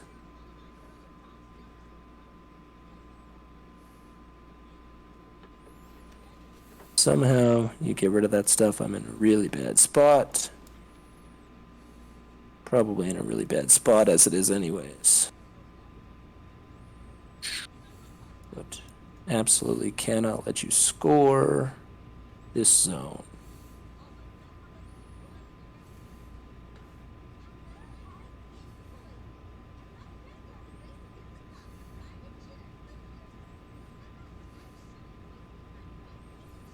Where the heck are you going? You just nestle right up in there. Is that going to give me what I need? No, it's not. So you have to nestle right up in. Ah, screw it. Oh, that's so bad.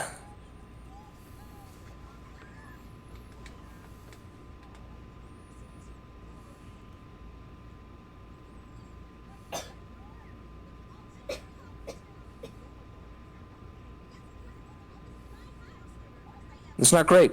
It's not great, but I think that is actually the play. Mm-hmm. So we'll just run there. Mm-hmm. Okay. Well, that is it's all my models, I think. Okay. So at that point, it becomes 2-0. your turn, and I scored 2. Yeah. Yeah.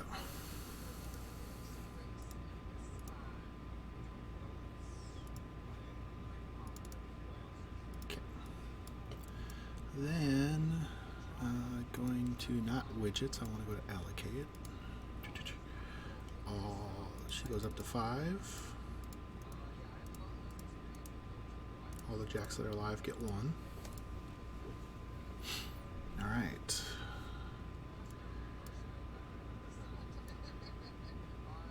So I think part of the goal on this is to eliminate all the things that can kill hunters and make us go to turn 7 in a dumb, insanely dumb fashion. Sloan, if you move 6 inches completely laterally, you can totally see that guy. If I pop him, I can score 2. And me scoring 2, and you scoring potentially 0 is really good for me. Very, very bad for me. Yeah, me getting back into the game through that would be really, really good. Alright, so I'm going to give this hunter number 5 magic weapons because I could draw a line of sight through the desecration, right? Oh yeah, absolutely. It's just rough terrain Okay. for you. Yeah, and I don't care about rough terrain, so that's fine.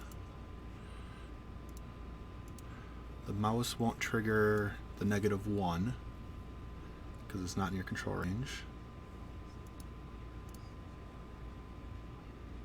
That makes him super sad. Eilish, can you successfully... Hot diggity.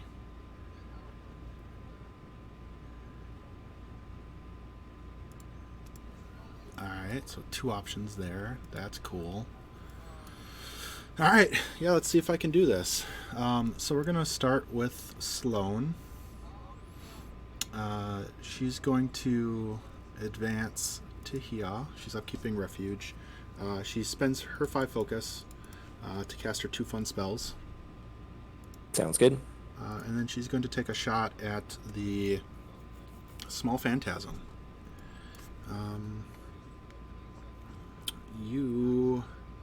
When I kill one of your models, you can spawn a phantasm, yes? Not on my models, no. Okay, sweet. Perfect. Okay, so she's an 8, and I have no idea what that phantasm's defense is. He's, you care about the cover, right? So he's an 18. Perfect. Need a 10. That'll hit. This is P plus S12, Weapon Master. He's a 12. Need to roll 5. Whew. Boop. Okay. Then Eilish is going to go. And Eilish is going to attempt this before anything else.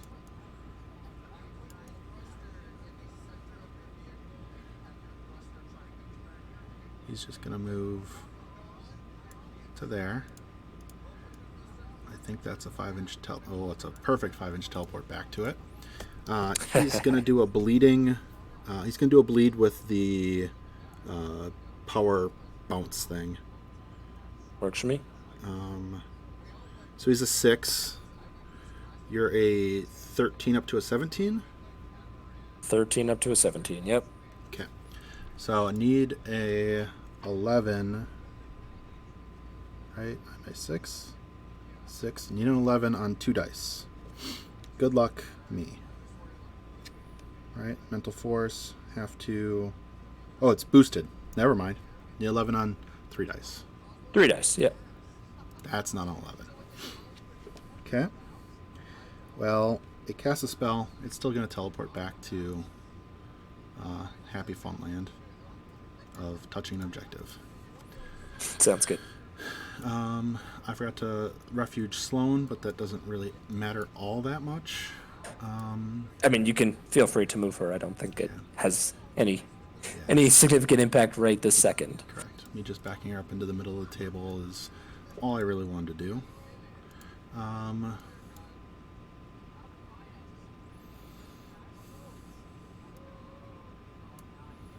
17, need 10s.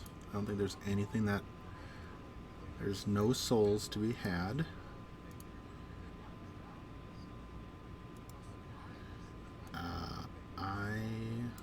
I'm going to save that for later.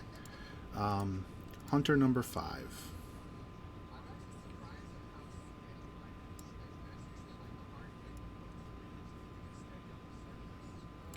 should have line of sight to it. Yeah. Absolutely. Hunter number 5 is going to go there. I should have checked before doing this. I was not within range of that. That's fine. All my stuff is still normal anyway. So it's a boosted shot into there. I need a 10 because you're a 17. That'll hit. Boom. Boosted damage roll. You're a 12 to a 6. Need a 5. Whew. Toast. All right. So at that point, I am going to trigger the 1/1. Sure. Yep. That's a good call. Yeah. Is the 1/1 while in control range, or is it everything again? It's board wide. Okay. Yep. Excellent. Sounds good. All right. So then I need to start solving clock problems, and I'm running out of attacks to solve clock problems. Okay. We're gonna go with this Umbral. This Umbral's gonna come hang right out at the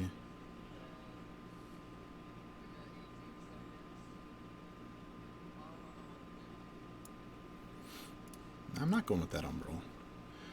We're going to go with these Hunters, because there's no reason for the Umbral to have to get its feet dirty. This Hunter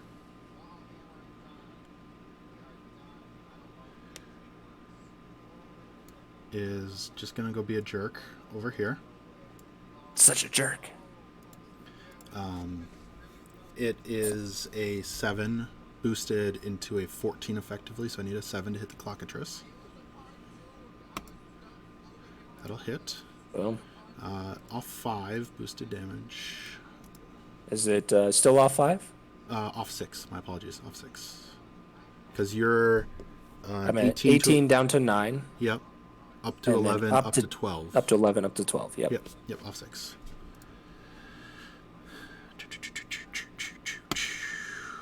Take 4 to the 4. That's good. 1, 2, 3, 4.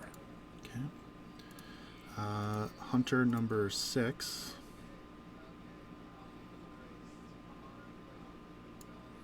It's going to do the same thing. It's going to shoot Clockatrice number 2. That'll hit. Certainly hits. Give me that for a damage roll. Hey! Oof. That kills it. Toast. Okay, so that makes my life easier now. This is an easy run to there.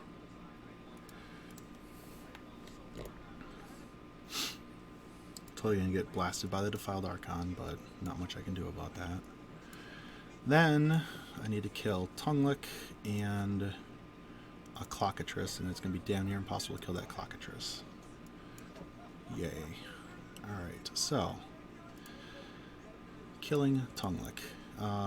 The Jack number 4 gets a focus. I'm sorry, not number 4.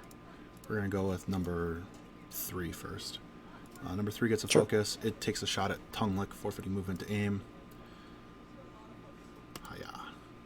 I'm a 7 to a 9, 9 to a 15, down to a 14. So sorry, I don't I'm follow sorry. the I math. did my there. math. I did my math wrong as well. 7. I'm effectively a 17 because I'm Perfect. 14. You're at a -1, takes me to 15, and I'm concealed, takes me to 17. Perfect. So I'm a 7 up to a 9 because of forfeit movement, plus 9 more is an 18. I did math horribly wrong when I said that, and so you should have ignored. So you got confused rightfully because I said the real wrong numbers. Gonna boost the damage roll. You're a. that's good. So I'm a 14 down to a 7, up to a 9, up to a 10. Yep. So off 4, need to roll a 9. Ugh. Gotta be kidding me. There's that 1. There's that 1. Okay. I'm gonna remove his focus. It doesn't matter. That's an extra attack I didn't want to spend.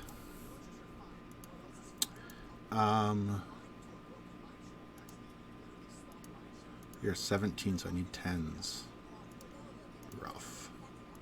Now, one of these is going to have to do this. So, steps into there, takes a shot at Tonguelick, needs a 10. That'll hit. Boost the damage roll. Got him. Toast. Okay. Hunter number 2 is going to get a focus.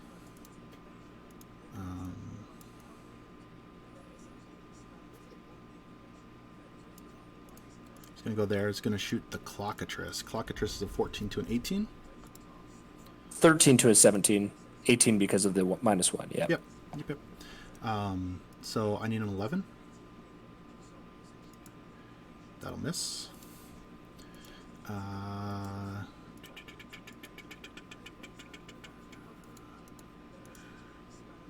Okay. So I can see you through that. That's cool. Hunter number 1 is going to get a focus.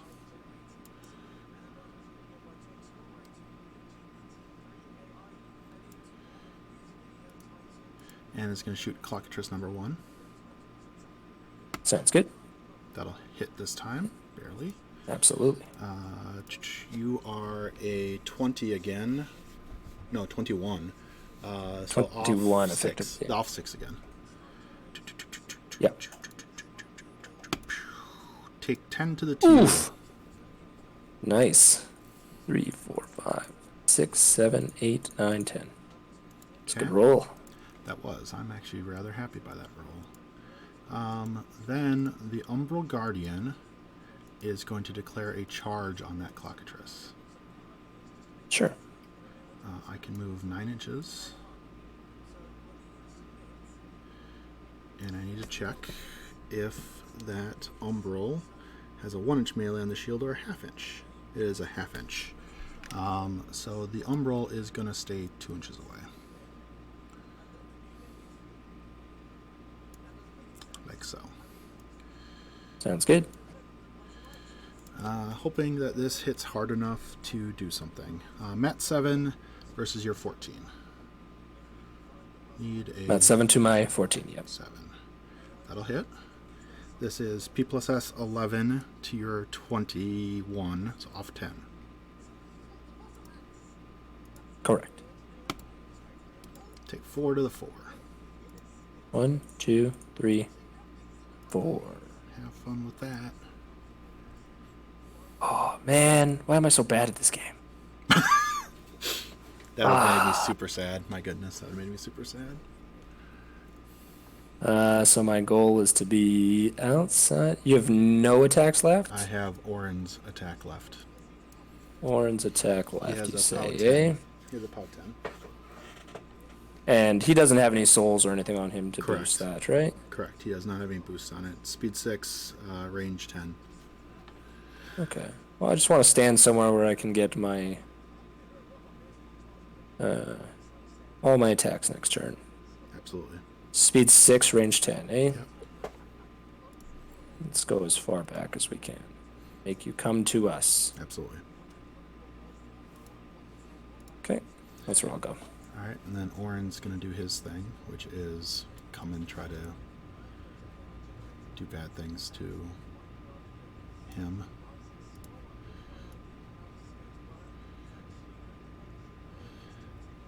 And nothing better, but might as well get a little closer. So I'm a 7 to your 14. Need a 7. That'll hit. This is a POW 10 to your 21 off 11. I'm not going to really crack his armor. Do not crack his armor. Yeah. Then that is my turn. I score 2. You do score 2. Your turn, sir. Not super ideal for me. But alas, that is okay. Okay, looking at the board. I'm figuring stuff out. So, first things first, there's no weird fires or anything like that.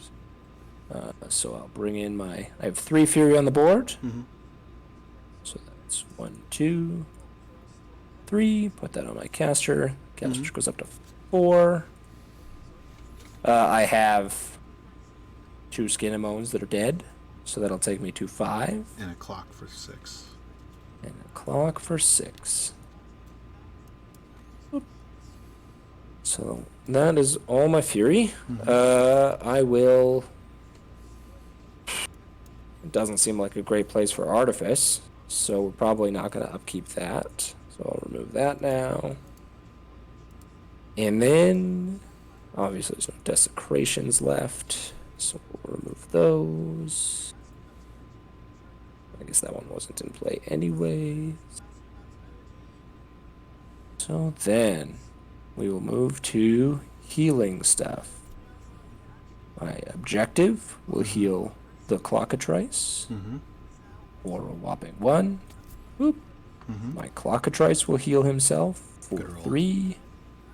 1, 2, 3. And then, I don't think there's a way we're going to score that right zone.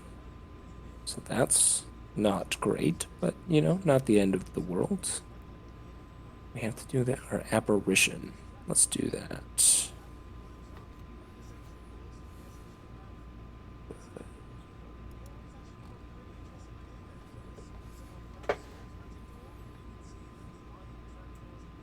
There's no magical spot for you.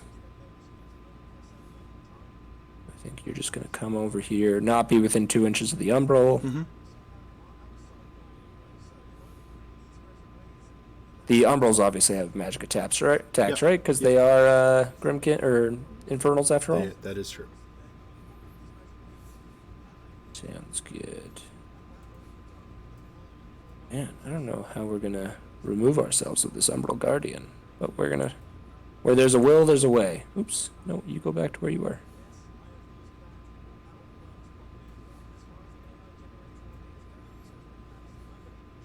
Just so you're aware, the Umbrals do have defensive strike. That is fair.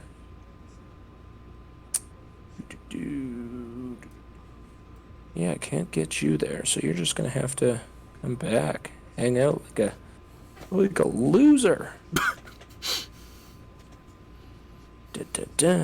Okay. So that's my apparition moves. Very exciting. Now, Umbral Guardians don't have, they didn't somehow gain stealth, right? They did not. They don't have stealth. So that makes life somewhat easier, I guess. Somewhat easier.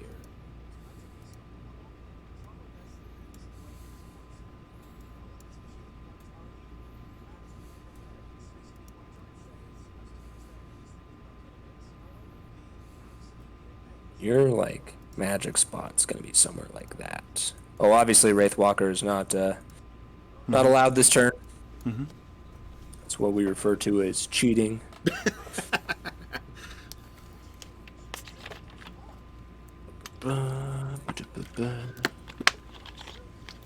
So the defensive stats on an Umbral Guardian. 13, 16 up to 17 with the buckler. Yeah, they just have a buckler, not a full shield, right? That is correct. Cool. Cool beans. Okay. Well, at some point, I don't love it. Don't love it one bit. You're all the way up here, you're still within control range. Yeah, that's fine. That's fine then. You're not within range of anybody fun. So let's see what you can do, my good friend. The Defiled Archon. It's going to... And there's no reason I can't cast spells with them. At the Umbral? Correct. There's nothing preventing it. Nothing preventing me casting spells at there. Right at their stupid faces.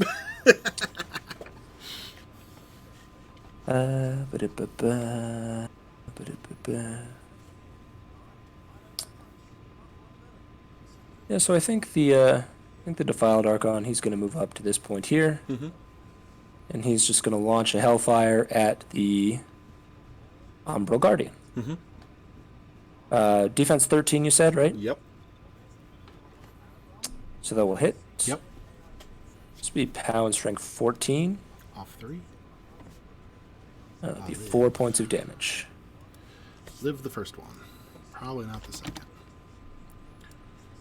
Okay. Yeah, the question becomes, do I want to do the second? And I actually don't know if I do. I think I'm actually better off jumping. Which means, I mean, you're highly likely to die, but that's not something we can avoid forever anyways.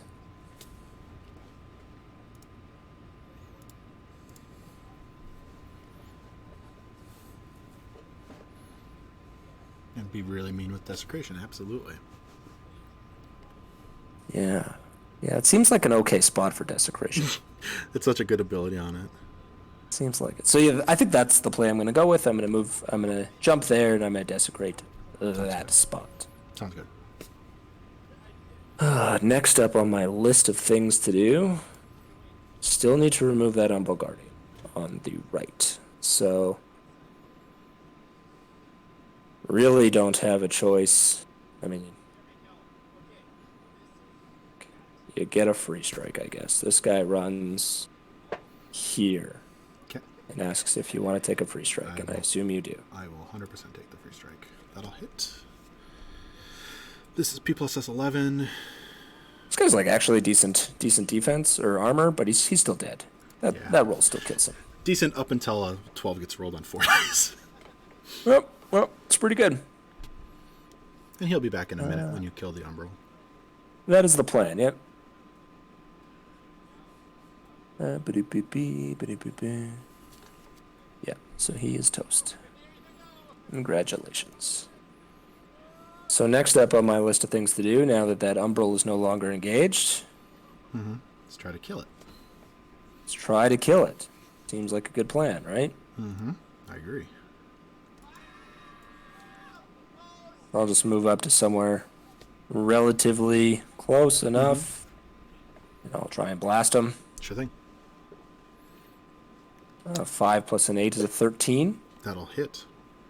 Just barely, though. Yeah. Dice off 3. I roll a 6. So 3 damage. So that's 3 points. Okay. Second attempt. 2 more rolls like that. We have to go for that. That'll definitely hit. That'll do it. And a 10 minus 3 is 7. That'll be toast. And before you move him... Yeah, I almost deleted him. My goodness. Oh, no! You deleted your... I deleted my phantasms. It's okay. Those are easy to add in. Put the mouse over there. I'll put this medium base one right on top. Yeah. Move that guy. So then I'll move the medium base one. You can delete your model. All good. I'll put him back. Easy peasy. Absolutely. Final part of what I'll do with my Defiled Archon is just take the opportunity to jump. Yeah, get back into dodge. Get back into Heidi range. A little bit further over for safety, and right tucked up against the building. Okay. Well then. Where do you go where you don't die? It's not many places. Not many places at all. But we gotta risk it. Gots to risk it. It's possible that you do enough work. In fact, it's almost probable.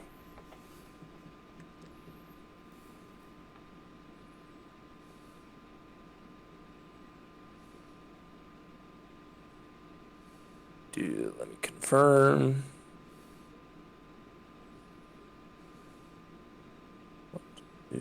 He is speed 6. That's exciting for him.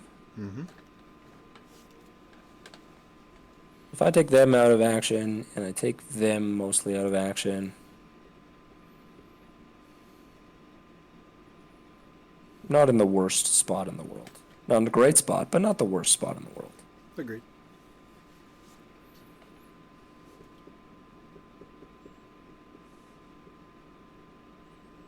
I think that's the plan. Just see if Dreamer dies while I execute this plan. Because, that is a certain possibility.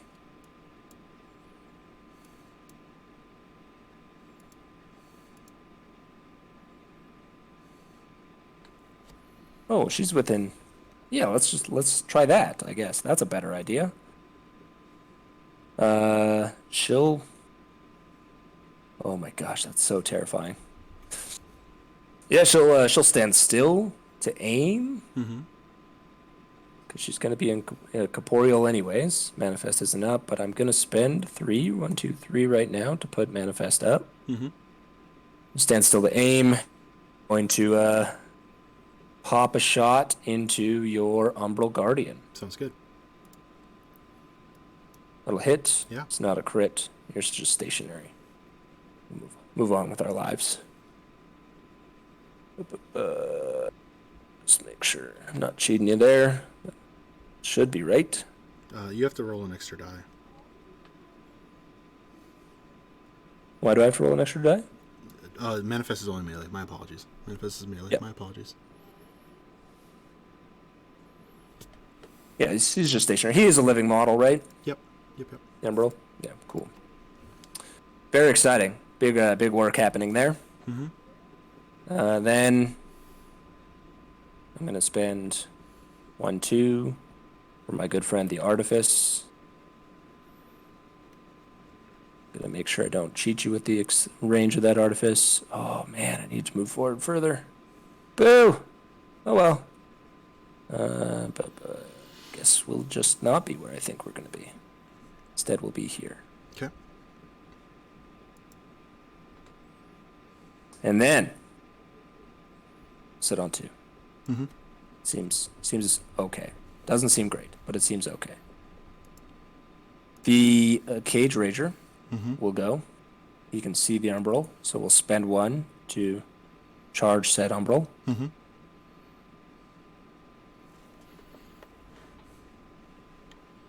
Oops. I just want to come as close to him as I can, because why the heck not? Whoop. He's defense automatically hit. Yep. I'm pound strength 17. Even? Um, Anything but. yeah. Okay. That is not a butt. Yep, and you get... I will turn him into a mouse. Yeah, I was going to say, you get a small mouse first. Boop. Mouse. Okay. Okay. Then, on my list of things to do, my clock. Gosh, oh golly.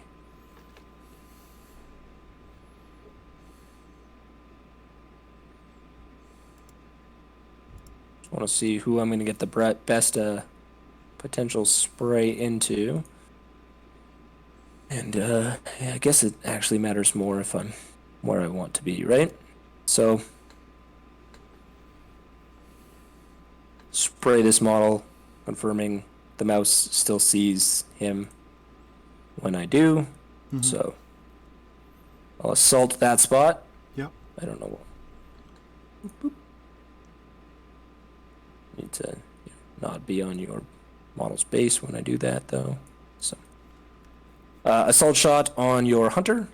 Okay. Rat 6, Def 14. Normally I would need an 8, but now I need a 6. Okay. Hits with a 10, regardless. How and strength 12. Off 3. Off 3.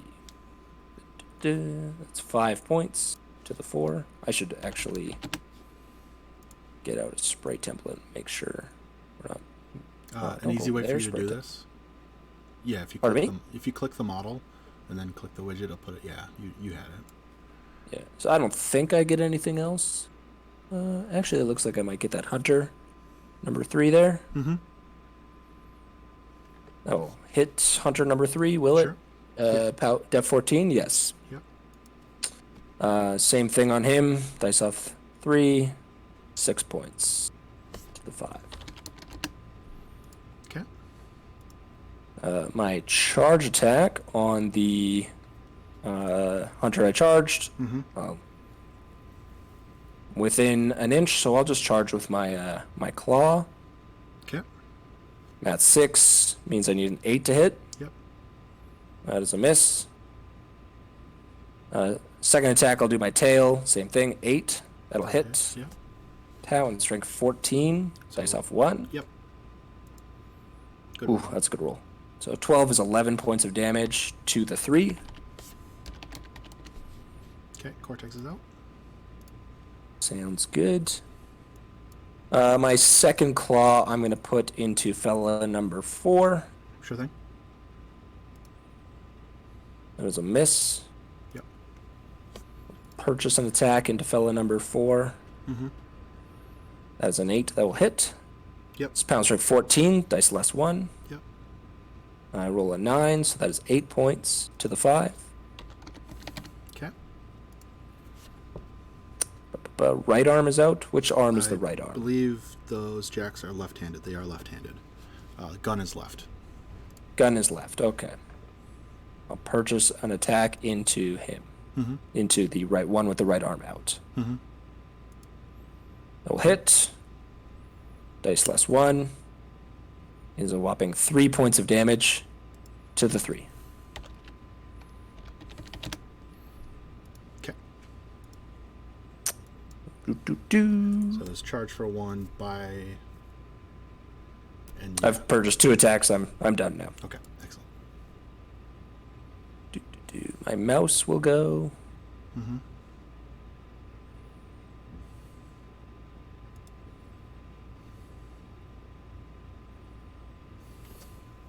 Run to the most annoying spot we can think of. Mm-hmm. Continue to play that dumb game. Mm-hmm. And then... Oh, this fella will go. It's like, I don't have a weapon. I'm so cool. Let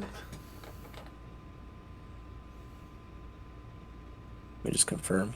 I believe he's speed 5, so that's running too far. Don't want to cheat ya.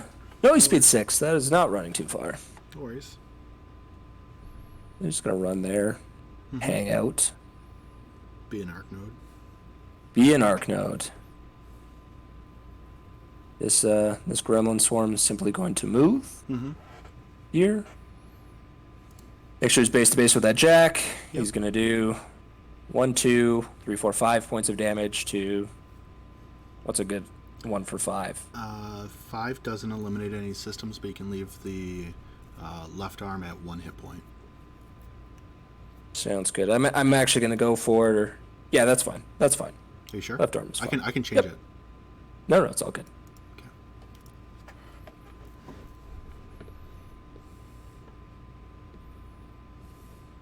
This Gremlin Swarm will move here. This Gremlin Swarm will move here. Mm-hmm.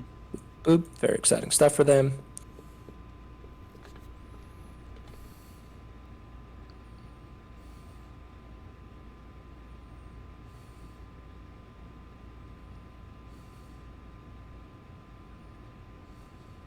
You can't go that far.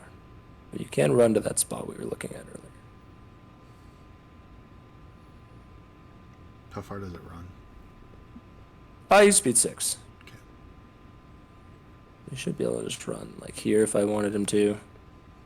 Doesn't seem super ideal though. Yeah, I think it's probably better to just go charge as far as I can to get to this model. Mm-hmm. Speed 6, so that looks like enough for me. Mm-hmm. Charge attack, he is a cavalry model. And I need to confirm his mat. This 5 will miss, but 6, which he is, will hit. Perfect. He's a whopping POW in strength 10. But he does have finisher, and Yeah, you I are was gonna say. damaged. Yeah, so 4 dice. Off 5. Good roll. 9 points to the 5. Left and right are out. Oh, that's not Hey, bad. look, taking that 5 to the left actually killed the left arm. That's pretty decent. I'll take it.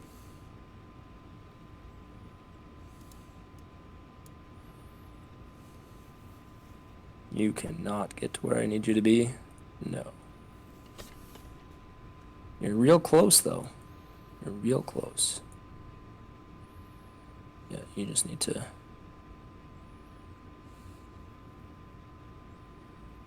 Or magical spot. No magical spot. You're just gonna run here, Crabbit. Mm-hmm. Boop. Alright. That's that for me. Now Excellent. you... kill me. Get to an attempt. How much focus is she sitting on? 2? She is sitting on 2. That's kind And of she does not have elusive up. still damn difficult to kill her.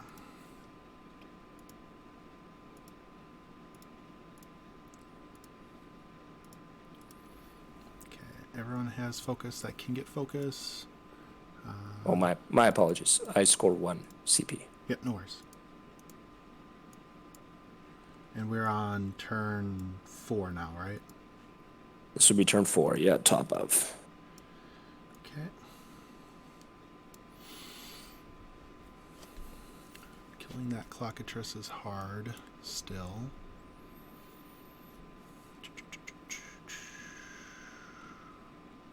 The Clockatrice is currently def 21. But only mat 6.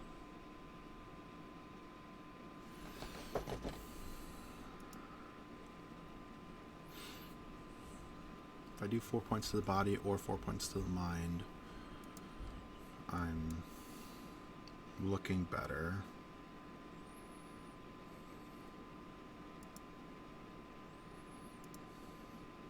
Okay. Kara's not going to allocate any. To start, Eilish is going to turn and give her Puppet Master. Actually, hold on. Does she want to keep Refuge? No, she does not want to keep Refuge. She's letting it drop. Eilish is now casting Puppet Master on her. She needs that focus. Sloan will go. She'll spend 5 to cast her fun spell list.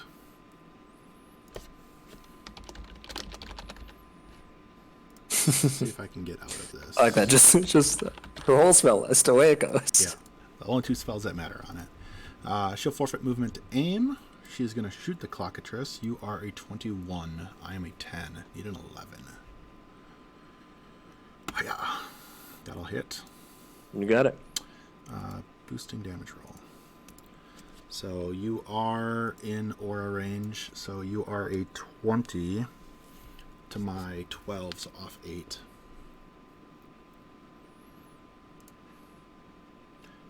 Three dice, 4 dice. I'm going to re-roll that with Puppet Master, because that's a real bad roll.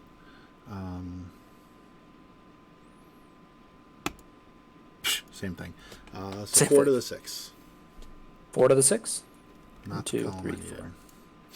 Not the column I needed.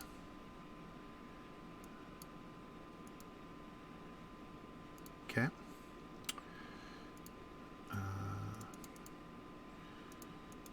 Hunter number 7 is going to forfeit movement to aim.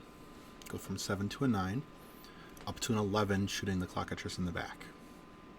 Sounds good. So, need a 9. No, need a 10.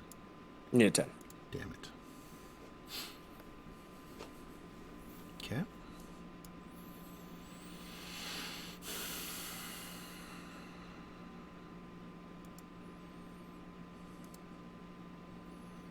Orin's gonna go. Orin's going to charge. Stay away from an inch of that stupid thing.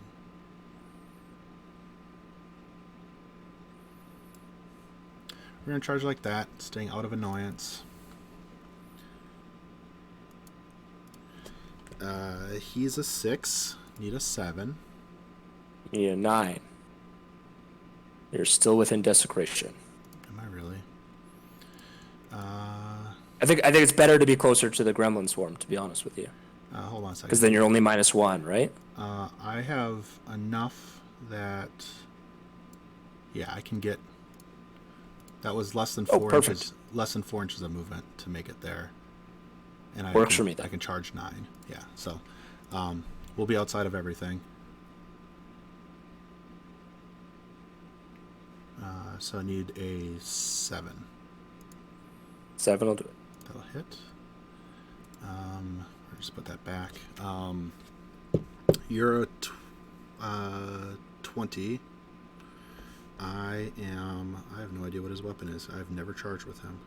11. So off 9. Take 4. Hey, that's not bad. To the 4.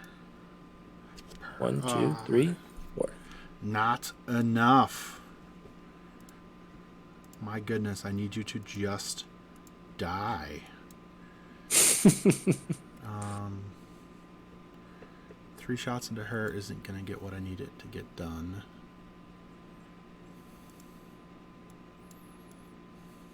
Or is it? Hunter number 6 is going to forfeit movement to aim and shoot Clockatrice number 1. You're a 21 again. I am a 7 to a 9. Need a 12. Oh my goodness. Why was the other one better? Oh, Because it's in back. is this one not in the back too? Let's check for you. Oh Yeah, my you're god, in the it back there is. too. So that one hits. Yeah, so you're 7 to a 9 to an 11. You needed a 10 last time. Yeah, you got it. Yep. Boost damage roll. I thought I wasn't in the back arc, so I was like, the line looked like it wasn't in the back arc to me, so I was like, I'm not in back arc. Oh, yeah. So this is off 5. 18 down yep. to 9, up to 11, off 5. Roll a 14 and make my life super duper easy. Take 5 to the 4. 1, 2, 3, 4, 5. Not what I wanted. That will make me jump, Yeah. and I'm just gonna... Where can I go to be as annoying as possible? I mean, I'm in a pretty annoying spot already. Do I just turn?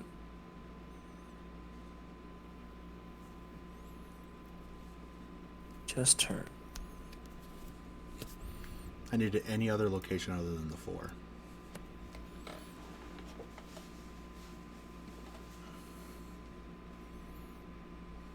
I still don't know if it's enough to keep me alive, but it's enough to make you things spend annoying. more hunter activations on me. That's for sure. Absolutely. All right, is that good? So, yeah, I think I'll just jump there and that'll be fine. I'm going to attempt a hunter number 5, the one that doesn't have cool things. I know I get screwed over by Gremlin Swarm by doing something. Oh, yes. What is he screwed over by? Let's check. 2, Let's minus 2 attack rolls. cons- That's really bad for me. Okay. So...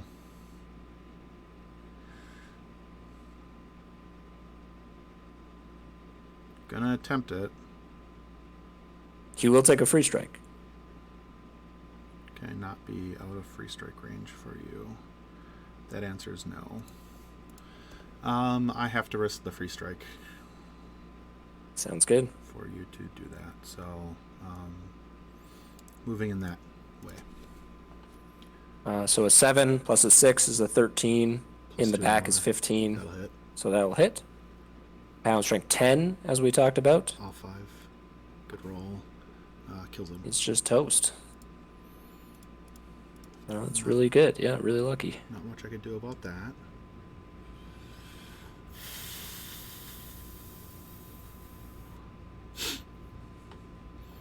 It's going downhill fast for me. I needed the Clockatrice to lose the other system. Because if you lost mind or body, I can walk away from the free strikes just fine. Oh, yeah, fair. Fair. Spear is probably the perfect roll for me. Yep.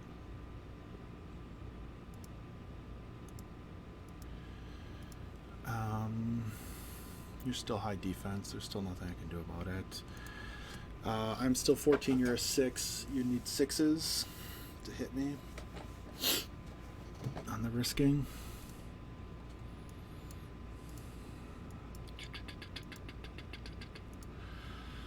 Unless I kill him with one of them. God, trying to kill that thing is nearly impossible.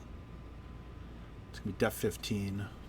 No good boost. No second boost. Sloan needed to hit it harder. One of the 2 hunters needed to hit it harder.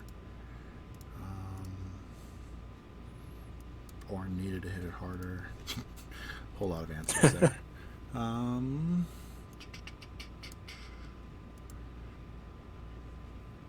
I'm going to risk this and see if I can make something happen. Yeah. So we're going to walk there and provoke the free strike. That's good. Hey, Nice. good risk. There you go. Shooting, I still don't have enough attacks, but actually, I'm dumb. So I was here. The rough terrain's only in the desolation. Both are rough terrain. Oh, both are rough terrain for me? You have Pathfinder anyways, aren't you? Oh, yeah. Why am I caring about this? No, I just wanted to walk as far down here as I could. All good. My apologies. Oh, no, nothing to apologize for. All right. Shot into her. Oh, into Dreamer. Okay. I see how this is going. Actually, no. Which is the right choice here? Is it a shot into end movement like that? Is it a shot into the Clockatrice to free up 3 of them to kill those 2 models, putting us back into the scoring game and making it a really dumb next turn?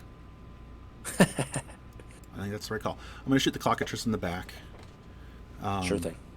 7 to a 9 against your 21. Need a 12.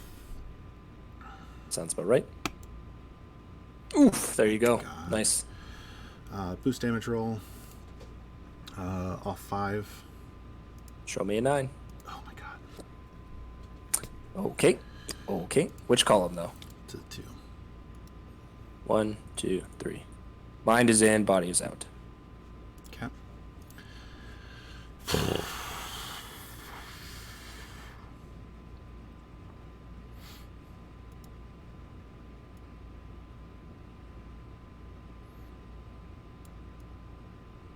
Hold on, I need to not touch the corner of the building like I did.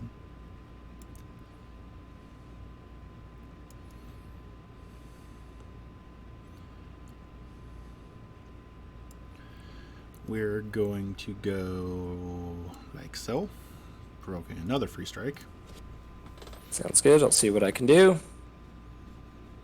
That's a 13 is a miss. Sweet. Shooting him in the back. Need a 12. Nope. Last one.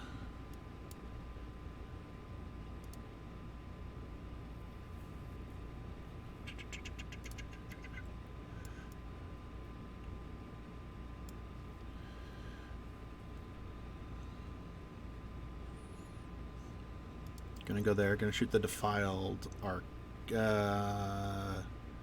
That's a terrible choice. I went with the wrong model first. We're gonna go with number 1. Number 1 is gonna try to get a +2 by going in the back of him. I mean, you might as well, right? It's a free strike either way, so. Yep. So we're gonna walk there, and we're gonna go like that and give you the back arc. See if I hit. Oh yeah. This time I do hit. So pound strike 14. No body. 8 points. Location. To the 6. I think I'm fine. I am. Shot into the back of the Clockatrice. Yeah, I need to kill the Clockatrice so you don't just kill my caster. God. All right. Okay. You're just going to kill my caster. This game's pretty much over.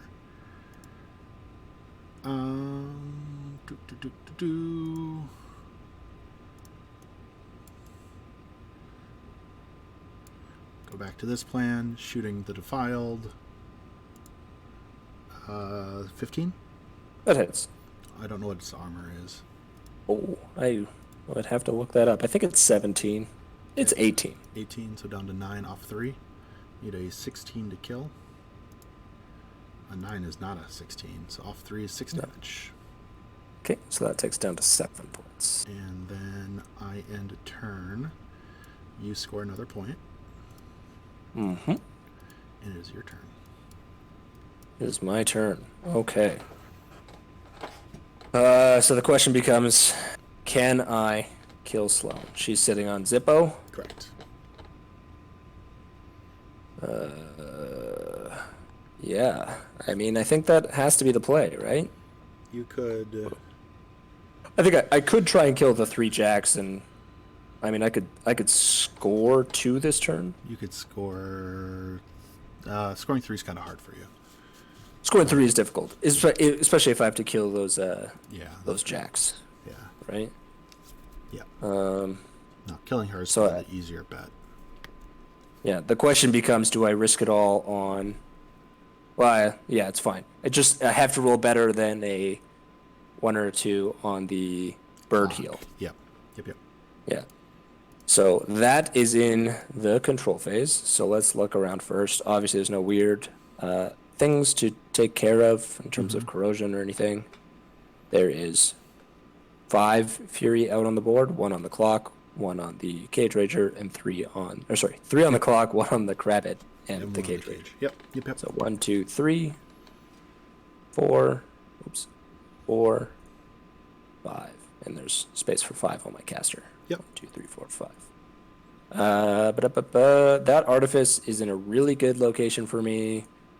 But if I want to kill Sloan, if it matters enough, it's sure, it's upkeepable. So I'll spend the 1 to upkeep it. Sure. Just in case things go quite strangely. And then we will move into the control phase, in which we will heal. There is nothing to heal from the objective. So we'll just roll to see what happens with the clock. Good roll. He rolls a 2. He rolls the 2. Good So roll. that's 1 to the body, 1 to the spirit. And then I think it is. Now the only issue is I can't really do anything super exciting to your caster. I mean, I can obviously make a defense 5 with the spray if it hits, but you just can want to confirm. Can't you turn me around with? I'm not allowed to turn you around with Abyssal Gate because it's Non-caster, non-warlock, non-warcaster. Yeah. Otherwise, that would 100% be the right to play. Yeah. So it's Manifest Destiny to generate the best you can. You're definitely not close enough to Sleepwalker me because you're not 17 inches away. Yeah. I think I'd probably still throw an Abyssal Gate at you just to get the damage in there. Agreed. Yeah, I think that's probably your call. Wow. High risk, though. High risk. What's her defense? My defense, and you still have the casts from the Defiled. 16-14 is my stats. 16-14. So, like, once we start to hit, it's going to be okay, but we got to hit. Yeah. I think you hit me twice, I die. With good rolls. I agree. All right, we're gonna see how it goes. Go from there. So Dreamer is going to need to stand somewhere that's dangerous in order to accomplish this. It doesn't have to be that dangerous, but it really doesn't matter either way because we're going on it. Don't you have to be super dangerous for Manifest? Ooh, that's a good point. That is a good point. Like Manifest you have to be 7 away, or just getting the, yeah. Yeah, it's like, Just get do into I it, trust the tail? is the question. Yeah. That's the extent of it. What is Dreamer's speed? Is she 5 or is she 6? She's 6. She is 6, so she can walk forward another inch, and You then could also... that makes everybody happy. You could also... Are you within 1 now? Yeah, you're good.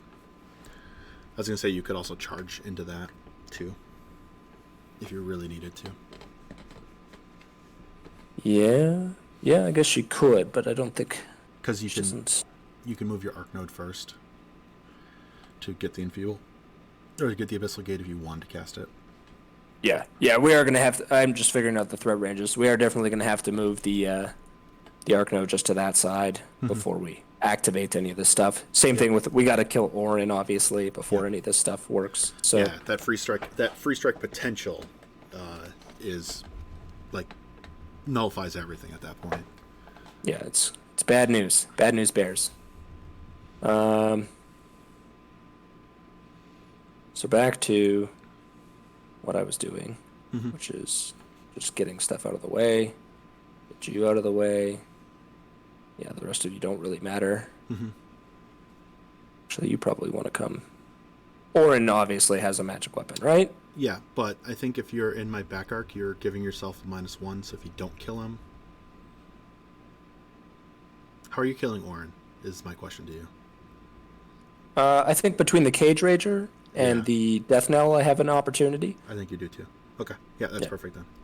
So I think that's my play. So my apparitions are done. Yep. As we discussed, my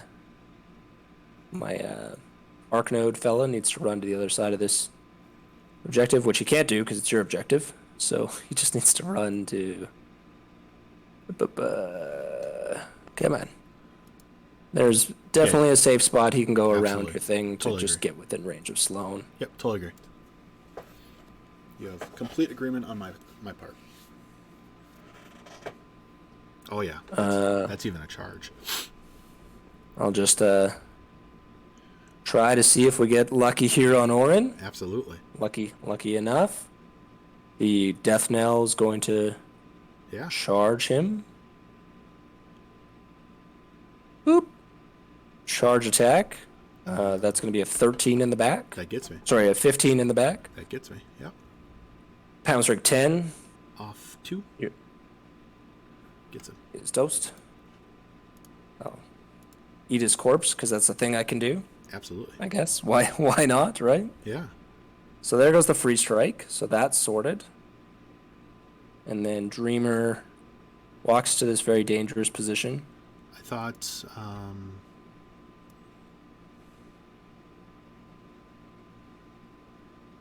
No, okay. Yep. Okay. She walks to the dangerous position. She spends... Oh, see, now I shouldn't have kept that artifice. No, it's fine. I have 6. So she spends 3 for manifest because it's more important. So 1, 2, 3. Yep. And then she spends 3 on Abyssal Gate, and we just roll this out and see what happens. Absolutely. 'Cause it's not super critical. It would be nice if it hits. Absolutely. Magic ability 7, defense 16, you said? Yep. Okay, so I need a 9. Got it. Nice. That is a 9. Is power and strength 12, I believe. Off yes. 2. Off 2. 5 points. Good roll. A good start.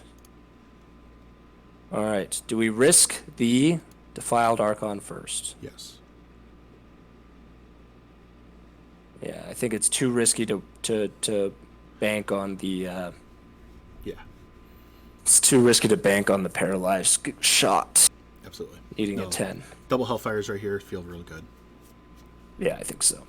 So no reason I can't cast spells, so he just moves to a point to which he's able to see her. I also think you're safe. Yeah, you are safe from I'm not even in range for Arcane Void, so you're fine no matter what. Perfect. So I need an 8 to hit. You said 16, right? Yep. Got it. That is an 8. Pound strike 14 is straight dice. Yep. It's 11 points. That does it.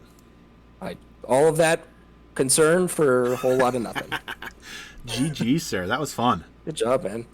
Yeah, it was tough looking there in the first few turns, but that's Sloan, right? Like she punishes you early and then It peters out afterwards, and I think there's lessons I learned here, which is what I'm really glad to have learned, because I think I screw up the sacrifice play more often than not, and it's good to have something to be like, hey, don't do this.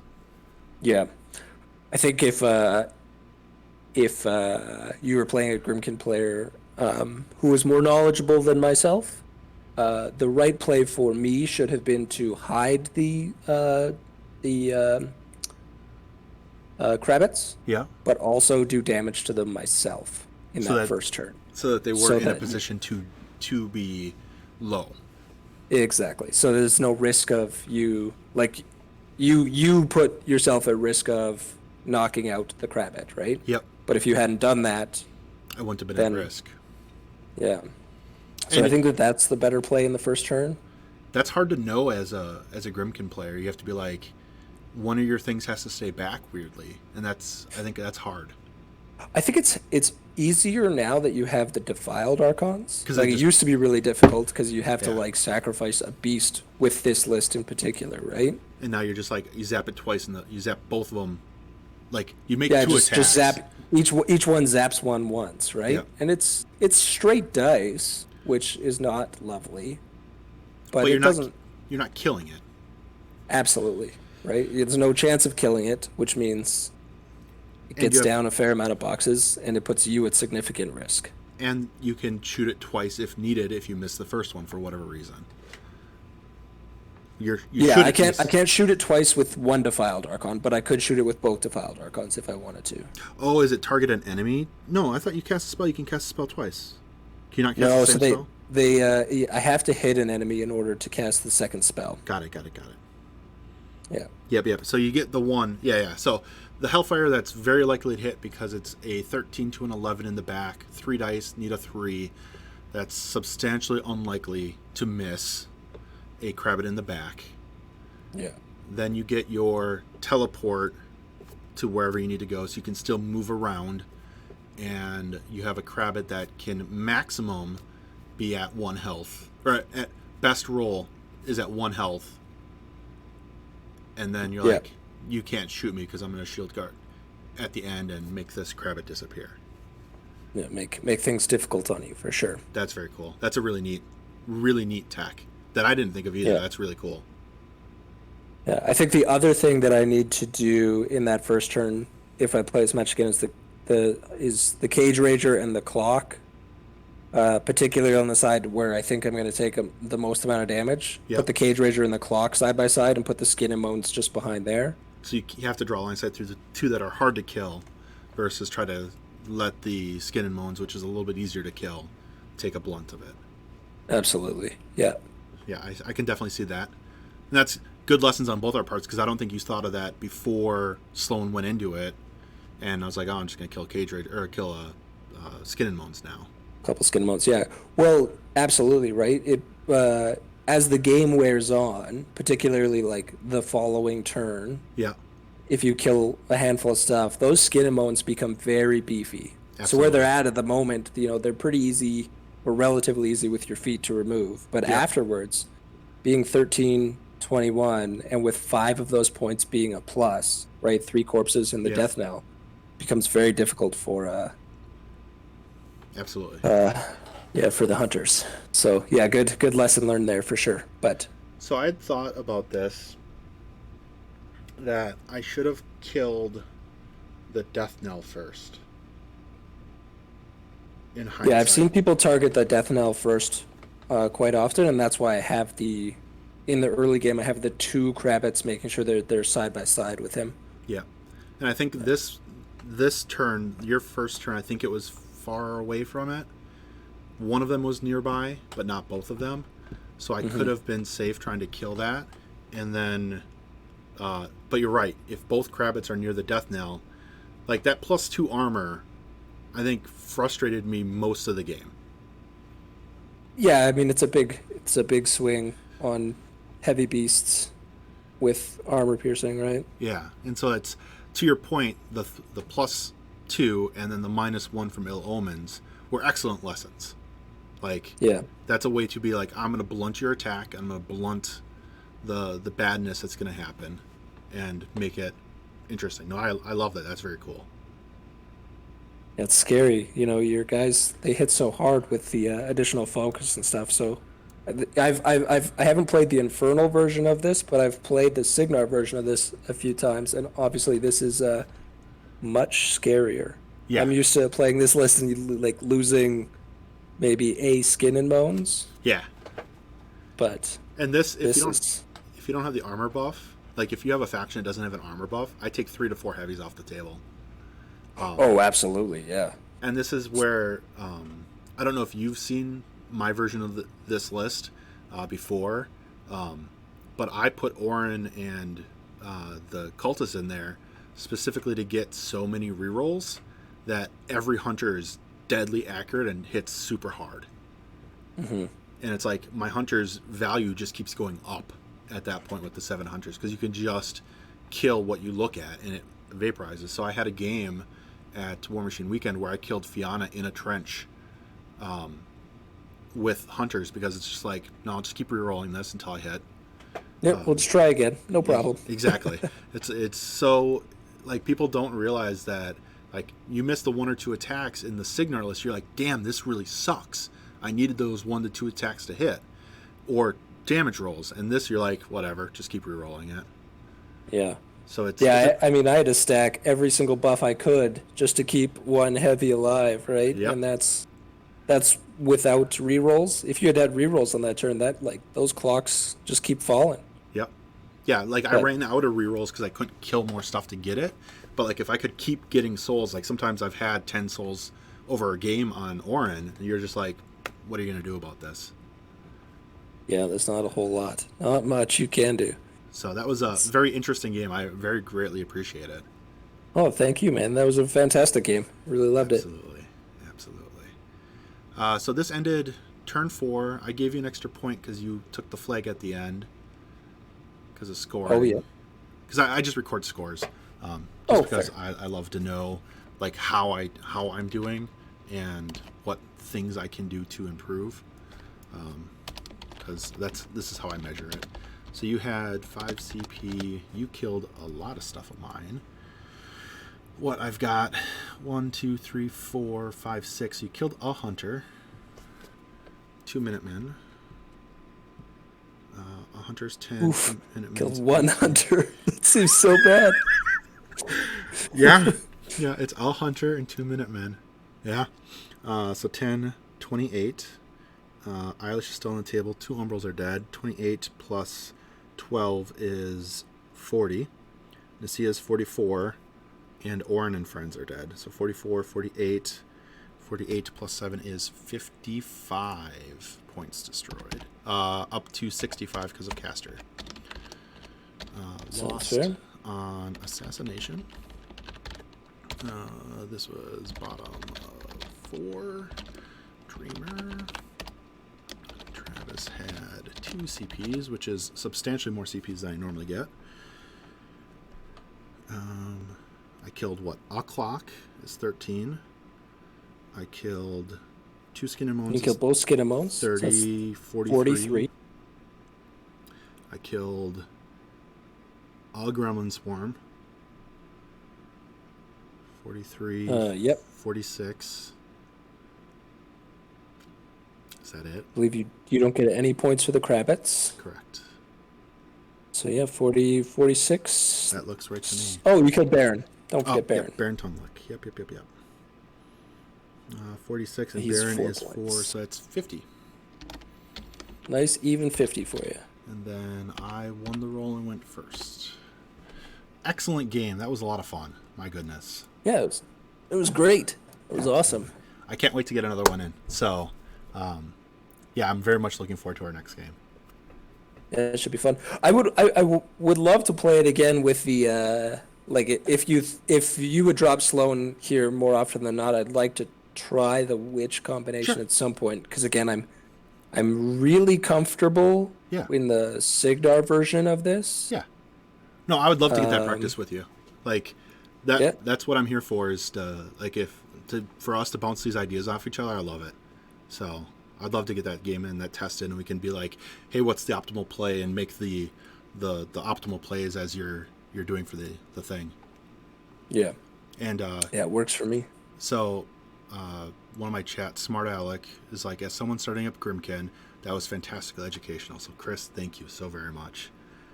Oh, you're very welcome. Is Smart Alec? You just see the nickname, right? I just see Smart Alec 791. Fair enough. I know an Alec who plays out on the West Coast who is currently playing Grymkin in the league out there. So it's the same one. I see he's playing some very similar lists. And he says that's me. So that's your friend. Awesome. Yeah, and Coriander, who I know plays Grymkin as well, is zapping your Crabbits turn 1 to trigger sacrifice works well. So there's lots of lessons. Like I've borrowed a time saying he never thought about the Crabbit injuring. Like there's only lots of stuff that's really cool in here. So I really appreciate like us talking about it at the end as well. Your artifice plays and desecration, like everything about what you did was like new to me because I haven't seen a Defiled Archon. So it was really cool to be like, okay, I see what's going on now. Yeah, it's new to me too. Like I said, I've played a lot of Dreamer when I was playing Grymkin. Yep. With the general like Pat Dunford build, but adding the Defiled Archons in, this is the first time I've played this version of the list. So I was excited to see the different options available with it. It feels super versatile. Yeah, and I was glad to see we had to check it, but I'm glad to see that you still get the phantasms even through the Hellfires. I think that's a big deal. That's a hell of a really good deal. Yeah, because it'll allow you to reach in, pick up something light, and then all of a sudden there's a phantasm being annoying, right? Agreed. Which is, I was a little concerned with losing the Gorehound, that I would lose sort of the option to poke and prod and send phantasms into block, but seeing how well they did, I'm no longer overly concerned about that. I think I like your version better than the Gorehound version. Personally, because those Defiled Archons, being able to be like, okay, I need to cast 2 Hellfires. Like, I need this solo to die. I'm going to Hellfire it twice and then back up 5 inches. Like, that's legit. Or Hellfire, Desecration, back up 5. There's lots of, in my opinion, really cool and really neat tactics you can do with the Defiled Archons. And like you played them super far back, and they still contributed to every turn to the game. Yeah, they have between like the 6-inch move, the 5-inch jump, and 10 inches of range for Hellfire is pretty good. Exactly. Right, particularly when the one on the right, he was really only tasked with defending that flag and anything that came near that flag. Agreed. Right, and so he got to pick up most of a light jack, an Umbral Guardian. Absolutely, yeah. No, it was definitely really great to see how powerful they can be. Yeah, I'm confused actually when the rules were coming out. A lot of people are very focused on the Death Archon, and understandably so. It's a very strong looking model. Yeah. I think the Defiled Archon is heads and tails better. I like the Defiled because the Defiled reaches out and touches things. The Death Archon's really cool, and 3-inch Thresher is super neat when you can do it twice. Like, there are a lot of neat things, but infantry builds don't see a lot of play, in my opinion. So it could, and there are things where it's going to be great, but it's like, Defiled's fantastic. Yeah, and it's playstyle. It comes down to playstyle a bit too, right? Because the part of the reason I like the Defiled Archon over the Death Archon is the Death Archon is a very good beat stick, right? It goes in, it kills things, it can jump back 2 inches if it wants to, or put up a -2 strength for all those things are very good. But what it doesn't do, doesn't have any effect to control the game. Agreed. And the desecration being rough terrain in some matches is just brutal. Absolutely. And against Infernals, like, I have to put Soulstalkers in play. Yep. Sloan doesn't care about it because Hunters don't care about it, but every other Infernalist cares about it. And all of a sudden you're like, here's an area of rough terrain. Yeah. Coriander in my chat's saying Grymkin had no long-range spot removal. Now you do. Absolutely. Could not agree more. Like, it's such a big add to the faction in general.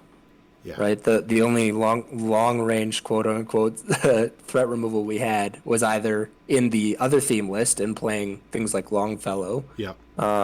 or taking a Frightmare. And I mean, the Frightmare is okay and situational, but not certainly doesn't weigh up to the heavy beasts in this faction in terms point for point. Absolutely. And then, like the chat's also saying, playing into Menoth felt very good with 3 rough terrain between 2 artifice and 2 desecrations. You're like, come at me. You can't get across this terrain. Like, you can shut down and play scenarios so easily with 2 of them. Oh, absolutely. And with Dreamer added in to their point, like it's the 3-inch AoE or the 3 AoEs all of a sudden, and you're looking at a 15-inch or 12-inch line. Because they're 4 inches or 5s.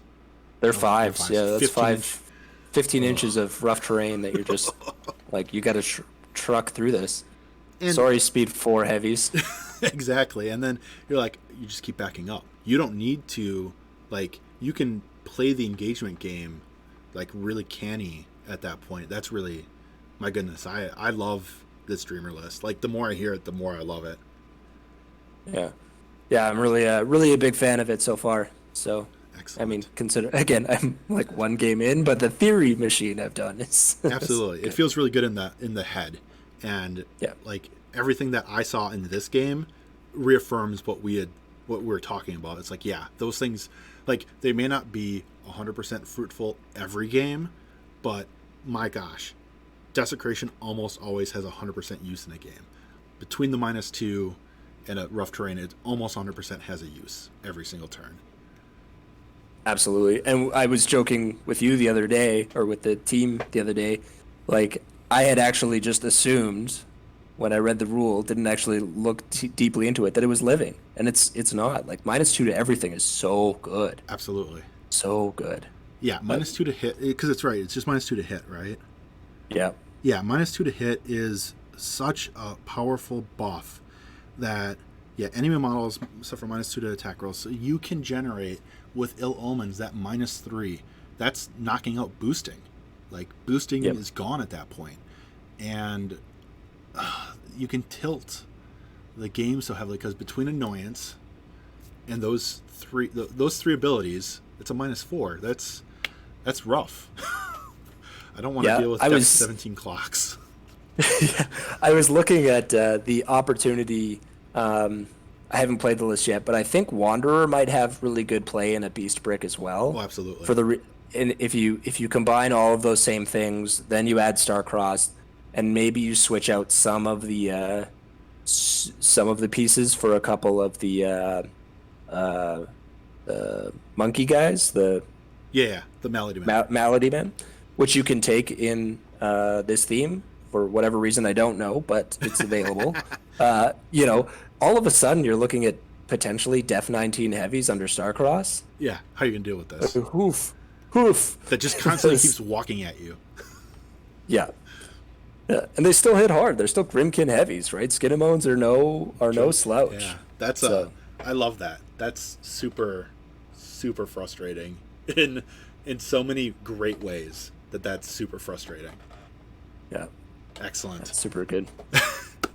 Chris, thank you so very much for the game. I'm gonna get my stream done and over with so that I can upload the army.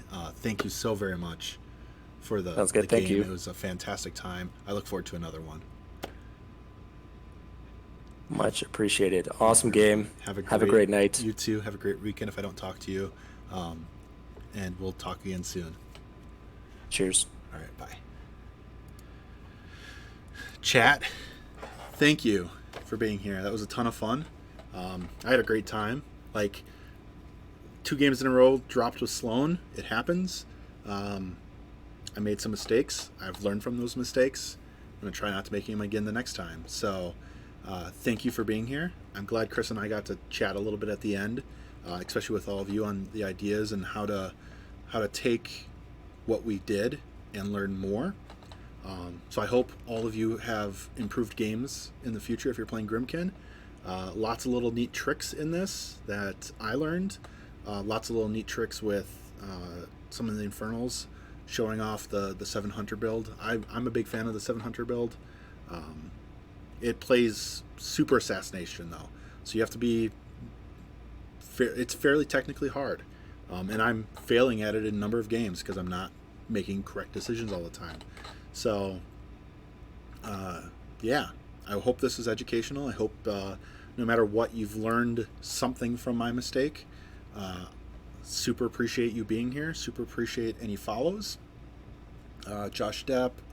I see Gorscott G. Thank you for being here. Thank you for the follows. I had a fantastic game. Couldn't have asked for a better opponent. Chris is a fantastic opponent. And we'll be back tomorrow night with painting. Have a great, fantastic night. Have a great weekend. Be safe. Please wear a mask. Please be socially distant. Please wash your damn hands. Be great because you are. Good luck in any games that you play, and good luck with painting. And I will see you all tomorrow night for more painting. Have a great night, everyone.